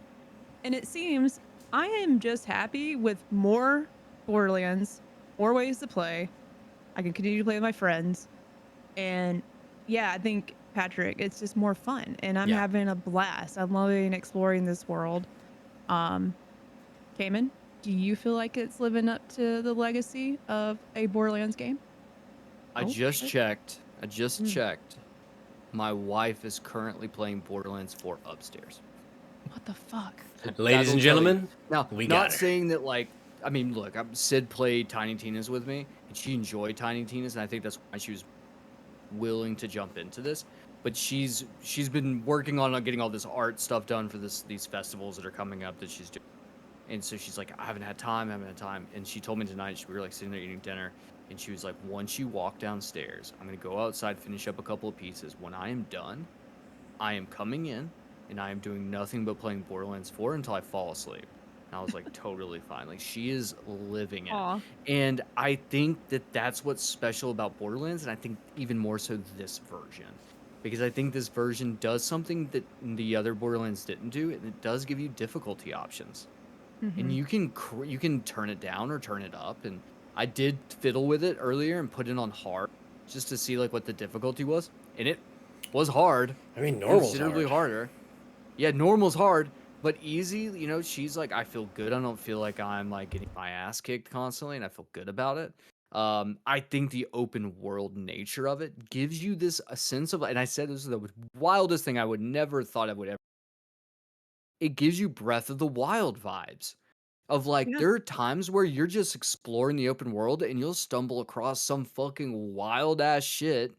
And I think that like that's you the sense of wonderment of just finding weird things that you may or may not come back to in a normal setting. But I also think the side quest this time around, instead of it being like go here, do this, come back and turn it in, of it being like they take you around the map and they show you areas that you haven't seen before in interesting ways. Like I did this mission. I don't know if you guys have done this one yet. Presumably you have the get my leggies back. Yeah. So essentially, this guy, a psycho, loses his legs, and you get his like automated legs. And to do it, you have to follow this like airborne enemy, and it takes you around like a huge portion of the map, and it actually introduces you to zones, like areas, question marks that you wouldn't have seen normally. And it'd be like, oh, come back here and do this later because there's shit here to do. And I think that's such a clever thing that would never have thought a Borderlands game would have a mechanic like that. And not that like there's anything wrong with Borderlands, but Borderlands is dumb. Okay, like Borderlands is just dumb. It's never been known for doing things like breaking the system outside of, I guess, creating an entire genre. But like the way that it's doing things innovative is new to me for Borderlands being innovative outside of the very. And I think that like that coupled with the fact that I do think that it offers you a lot of unique ways to play. And this came up earlier and I actually cut myself off. But I was mentioning we were playing as a group, and it was Audrey and I were both Raha, the kind of mid-range guy who plays it like kind of in the middle. You can just he's kind of the jack of all trades. You just do whatever you want. And then the two of you were playing as Vex, the Siren character. And there was a moment where we're doing a vault together. We're at the end of the vault, and Audrey's like complaining like, this is not working for me. This build is not. I can't do any damage. I'm over here having the time of my life. We're playing the exact same character, just two drastically different builds. And like watching her do things that like I'm like, I didn't know my character could do this. And she's over here like, what the fuck? Are you dropping nukes out of the sky? Like, yeah, I don't know what's happening right now. But like the fact that you can do this feels unique to Borderlands in a series that I think already excelled at this. I'm a level 21. I haven't even made it to the second area, like, of this open world. Like, I'm still just fucking around in the first place, just doing my thing. Yeah. And I No, am the map loving. is so big. It's Yeah. so big. It's. I think it's maybe too big. I wonder. You brought up some points, game that made me think, like, you know, and then Patrick, the story's like, I'm paying attention to the story a little bit, but I'm sort of like a little lost because I'm just, I guess, semi paying attention. I'm more paying attention to Kamen talking about his grandfather last night, and not listening to the main story I dialogue. mean, it's easy. It happens. I'll but send you a picture in chat soon. You guys will be like, God damn it, Cayman. I'm That's ready. exactly I'm ready what to I thought finally he looked know like. if it matches what I have in my head. But I'm just wondering if they put a lot. It's obviously like, I think that was the focus was like the open world and the side quest, like maybe got more of the love in this game, because that seems to be the heart of this game, is like exploring and stumbling across some of these interactions. So I wonder if there's a payoff with the story where it leads up to a moment they're like, holy shit, this is really cool. So far it's pretty bland. It's a little bit generic. I would say a lot of people were talking about like how a little bit more grounded this game is, not as Much more. cheeky, corny, but some of the side quests Right. have been same Borderlands that I know and love, but it's definitely been pulled back. But I think it's just because you're not, until you find someone like with the side quest, you're not in those moments. So They're not beating you over the head with constant chattering. Yeah. That's, I think, the other thing, and that was Yeah. like the most annoying thing about Borderlands 3 is like you couldn't go more than 5 feet before one of the NPCs would like ping you and just talk your ear off with nonsense. Be like, shut the fuck up, just let me go do something. But like to your point, yes, the game is much more grounded. It is also significantly darker. It is definitely the darkest Borderlands game to date. Have you guys done the mission? I mean, you had to have done it, where you have to set the rocket off. Yeah. You have to rebuild and launch a rocket. It's like a It's a missile. side quest in I- the first area. It just is. know if you step away to poop, your friends might do these missions without you, and you That's- might miss out Damn. stuff. Yeah, dude, if you miss this Brutal. mission, I really feel bad for you, because the whole part of this mission is that you come across this undetonated missile that's stuck inside of this little town. Jesus. And because you have your Echo, the drone, it talks to you and you can talk to it. And it's basically just like, I've just been sitting here listening to these people and no one can hear me. And like, I love the people in this town, but like, my job was to blow up. And am I useless? It's the whole time you're like carrying it around, picking up parts, and it's just like talking to you like, if what am I gonna do if I fly up in the air and just fall back to the earth and nothing happens? That And is it my favorite such quest so an far. existential crisis of a quest, and then spoiler alert, but like it shoots up and it turns into fireworks, and it's like, this is Borderlands. Like, you're giving me a side quest that's giving me the same feels that like Assault on Dragon's Keep gave me, and it's just a fucking side quest of just in a fucking Borderlands game.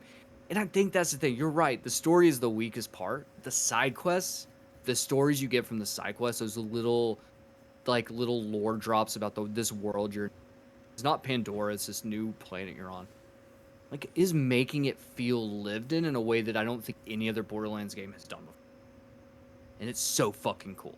Yeah, I agree. I think there are some frustrating bits that I am coming across though, with gameplay stuff so far. Like nothing story-wise has really frustrated me, but we were talking about this a little bit on stream last night. I think when you were saying, Cayman, that this game at times feels like Breath of the Wild, I would push back in that it wants to, but I think the way that it doesn't, especially when you get to the second area, is the verticality of this game. Which at a glance is cool. It's like, oh, there's like, you can have a point on the map that you think you're on top of, but it might be somewhere below you or 200 meters above you if you're like looking for a collectible. And then like the puzzle becomes, okay, how do I find it? But I'm finding a lot of frustration with how often I'm trying to navigate the world and just like the environment gets in my way. And I'm like, and Yeah. it does a good job in any sort of like battle setting of having all sorts of grappling points to get on buildings and to like to make the battlefield feel very versatile and vertical. But I feel like with the exploration, I have noticed that there are several times they want you to come from like a very specific angle that is higher to be able to get to these areas. And because this game, at least in the early stages, has very sparse fast travel points, it's one of those games. It's like it's dissonant in a way because this game is so fast. It's like you're always constantly fighting new things, picking up new things. It moves at a mile a minute, and then you try to do like go to a side quest or go to a collectible, and then all of a sudden that takes you 25 minutes to figure out where to go because the kind of tagging on one of my frustrations that I'm getting better at, but is the like the signposting in this game and the way that the game like points you in directions with its like compass. Yeah. Sometimes is fine, but other times is like so fucking bad. But all of that to say, even though like those are just, like I think some pretty big roadblocks for me that have gotten in the way of this being like an amazing video game for me, I'm still having a really fun time basically every other moment that I'm not in one of these like short frustrating moments. And that is really exciting as someone who has always been like a fringe Borderlands fan. So I mean, once we're done here, I won't be playing tonight because my air conditioner's broken and this TV is hot as shit. But I look forward to the next time I get to play more Borderlands 4. You know, there was a mission, like side quest I was doing where like you pull a battery out of something and then go up a tower and then put the battery back in to like unlock some like this chest or something down below. And to your point, it was like I was like, how the fuck do you do this? You can't climb up with it, so you would have to throw it, which is very imprecise. Get up there. Oh shit, there's enemies. Oh fuck, the things despawn during that time. Yeah, Gotta go get it again. Throw it back, and I was like, this mechanic doesn't work. To your point, the other thing, and this was something we talked about live last night, was that like it's sometimes the game you click on something and it'll be like to do like, oh, I'm gonna click for this side quest so that my marker goes there, but it just doesn't. It'll just stick with something else, so stuff like that. Or when you're toggling your inventory, you'll just toggle it, but it won't toggle. So there are things that I feel like some of the like buggy things I think will be patched out, but there are, to your point, there are just baked in issues with some of the traversal aspects. I think right now I struggle if I feel like if the story gets better or more engaging, I think this can go higher for me. Right now I feel really confident like 8.5, 8.75. I think if the story gets better, I think this gets to a 9.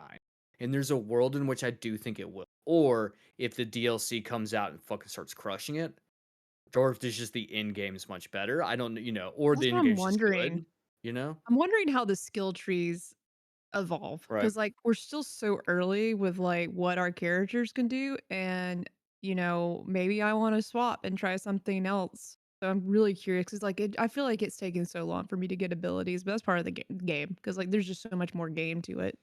So I'm wanting to see how that also evolves. But Cayman, I'm with you. Like I think I'm currently sitting at an 8 right now, like just because of the gameplay and what I'm enjoying in the game right now.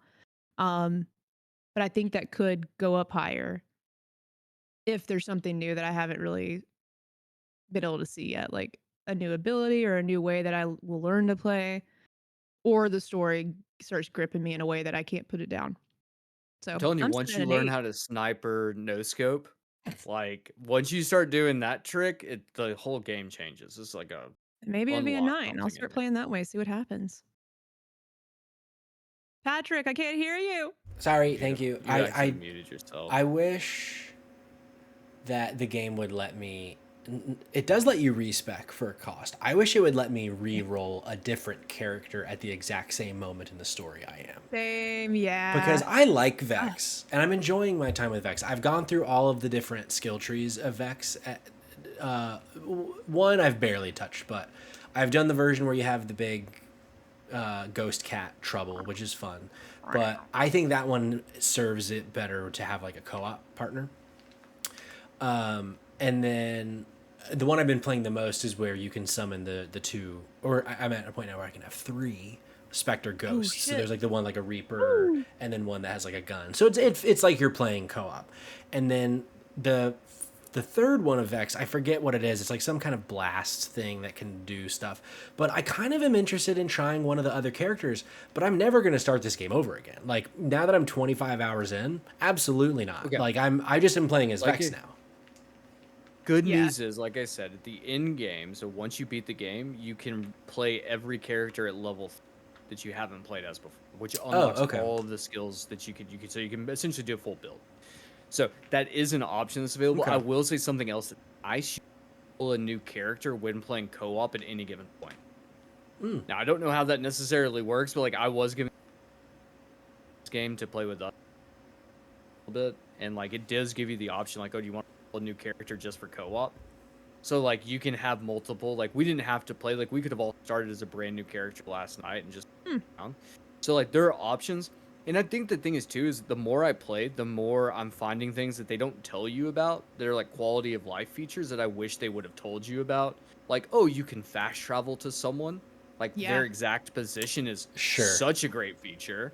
There's weird little quality of life features that I think like are just great. And so having those abilities to do that, I think is like, but look, why the fuck did you not tell us this? Like, these are things that you should have fucking told me, because Patrick and I were yelling about how dumb it was. And then we started playing and you're like, you idiot. Yeah. Maybe the villain was telling us all these things, and because they're so boring, we just didn't listen. Could be. Potentially, they're filling us all in, yeah. Could be. The timekeeper. Oh, yeah, excuse me. Have you guys fought, well, you can't see the B-roll. The really big guy, the big piece of shit. Have you fought him yet? He's like the Blob in X-Men. Let me pull it up. No, I think this is the first boss like the first like main boss. Yeah, God, all these enemies remind me of Destiny enemies though. Like for real. Yeah. God. Yeah. Like that big guy looks like reminds me of Okay, hold on. I gotta say, the boss we fought at the end of the vault last night. Oh, yeah, we did a vault for the first time Was last just night. like a really cool feature of like, I think the whole vault itself, like, sure, it was just wave after wave. There wasn't like the Destiny has like very intricate things you have to do for their like raids and shit. I'm sort of glad. I just want to shoot things. It's gotten a little bit too wild in Destiny. I don't want to do math. I don't want to have to solve time travel, basically. I'm not kidding. Correct. Dude, I remember doing what was the raid with the big bald gold guy? He's gold, Callus, right? Yeah. You have to like kill him in like a certain time period. Like you don't kill him in 5 minutes, like you lose. Yeah, and it's a pain in the fucking dick to even get there in the first place. Yeah. And this I do appreciate. But that boss fight at the end, I thought was like a really interesting way that it was done, and how you had to utilize the whole arena, and like using the arena to your advantage to kill was like really interesting, very well put together thing. Here's the other thing. Boot up Borderlands 4 this morning, get a notification that I needed to go and get my loot from that fight. And I was like, oh my fucking god, I think we just didn't get our so what? Oh, what a surprise. For me, it said I have to do the whole vault again because I was in your game. Right, yeah. Which is fucking stupid. Maybe that's what it was. Mine just says like get in and get your loot or something like that. And I was god damn it, like bullshit. We just didn't get the thing that we were because we're all bitching at the end of it. Like we didn't get like we got it. Nah, okay, gear, you know. But like I don't know. I'm excited for the meta. I'm excited for the new Vault Hunters when they launch too, because there's always going to be fun stuff there. But I think that's the thing with games like this. So look, as long as the game has legs, and I think this will. Like, it might not be Destiny 2. I think that's just an anomaly. Destiny is just fine. an I think this is what the Destiny 2 players need right now. I need something. I'm just having fun and shooting shit. Detox, I'm so tired of doing math. Kamen and Jerica, as people that play these kinds of games way more than me, Travman Man in the chat says something that is weighing heavy on my heart after last night's stream, that the non-shared progression is a mega yikes. Do you think that's something that... No, it's shared. Like, literally, we tested this with our friend Chad. Like, he noticed his missions were complete in his game, even though he was in Audrey's. I think there's a bug. Like, it's not working, because It didn't work with the vault for me. It might not have The worked with vault might be vaults, but I think it different. does with story missions. Maybe that would really suck for the vault shit though. That doesn't make sense. They gotta. Yeah, because I guess when I played that, the only other co-op session I did was with Kamen, and it was a mission that I'd already done. So I guess I've not tested doing something that I haven't done other than the vault. Save for you, but I guess I don't. Yeah, I'm curious about the vaults now because that really sucks. Because I guess we're gonna have to play together again and test it. I mean, I'll fucking do it again. I mean, I wonder too. Like, it also could be multiple times. Like, it might also be like side quests might not carry over as well. Like, that could potentially be something. I don't know. I've heard multiple things. I've heard people say that the like progression carries over. Some people say it's not. Part of me wonder if it's just on a bug, and because Randy Pitchford refuses to acknowledge that there are bugs in this game, that like he just won't admit that like, hey guys, this is just a bug. We're fixing it. So I mean, I have heard people who have been like getting like level locked and shit on PC, which is wild. Well, yeah. I mean, apparently the PC version is just fucking shit. Yeah, dude. Well, I mean, you shouldn't be a PC person then. Yeah, I mean, there you go. I'm having such an annoying bug where whenever my inventory gets above, I think it's like 30 items, it's fucked. It's like I can't, if I try to make one thing junk, it'll just do like something 2 or 3 items above it.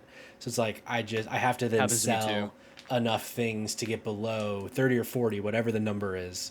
And you know, this whole game is just about collecting shit to then go sell. But then some of the things I get are good, and then I'm like, no, I don't want to mark this legendary item as junk. God damn it! But we got to use your bank, bro. Anything legendary, just drop into the bank and then do all of your selling, and then come back and work after. It's just a pro tip. It's a pro tip. Okay. It's a pro tip from the dumpster boy. Pro tip. Toilet bowl. Tip. Well, toilet boy. Toilet boy.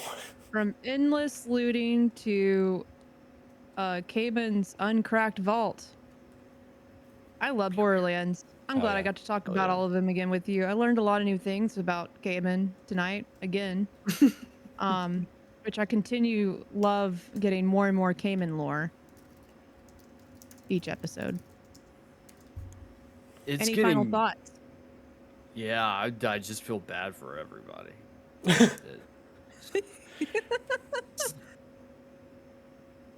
That's all I gotta say. If you're in the audience right now, this episode right now, if you're live right now, go to our Discord, drop a fucking line and say, hey, Dumpster Boy, I want to play some Borderlands 4. I will play with you. Wow. Hell yeah. I'll do it. You can hear more lore live on air with me. I am very disappointed in our audience, if I might just vent for a second. My go live message for tonight's episode was come in here and say the word stink. I didn't see the word stink one time, Jerica. That means it didn't work. Oh, it worked. Really I saw it on my phone. I saw it on my phone. What the fuck? That was such an easy ask. It was one of the easiest asks I've ever had in this podcast. And not a single stink. And that's fucked up, I think. That definitely says what it says. I think, Jerica, that's fucked up. I don't want to host ever again. I'm done. I quit. I'm residing. No one told me something stinks. I pretended to just send us. I pretended to send us to the I went to Target earlier, you know, and it makes me shit everywhere. Just the essence of being inside a Target makes you shit. Well, you know, Target closed down. Okay, that makes sense because they were making people shit. There's probably something they're putting in the air. It's making people just poop all over the aisles. That's exactly right. Mm-hmm. Well, shall we go find a Target to shit in? Yeah, let's go. Brother. We'll hold hands under the stall partitioners. I love that. That's pretty. Dropapod.com. Go there. Join the Discord, as Kamen said. We'll be back next week with all sorts of fun things. We're going to wave at the camera and say bye now.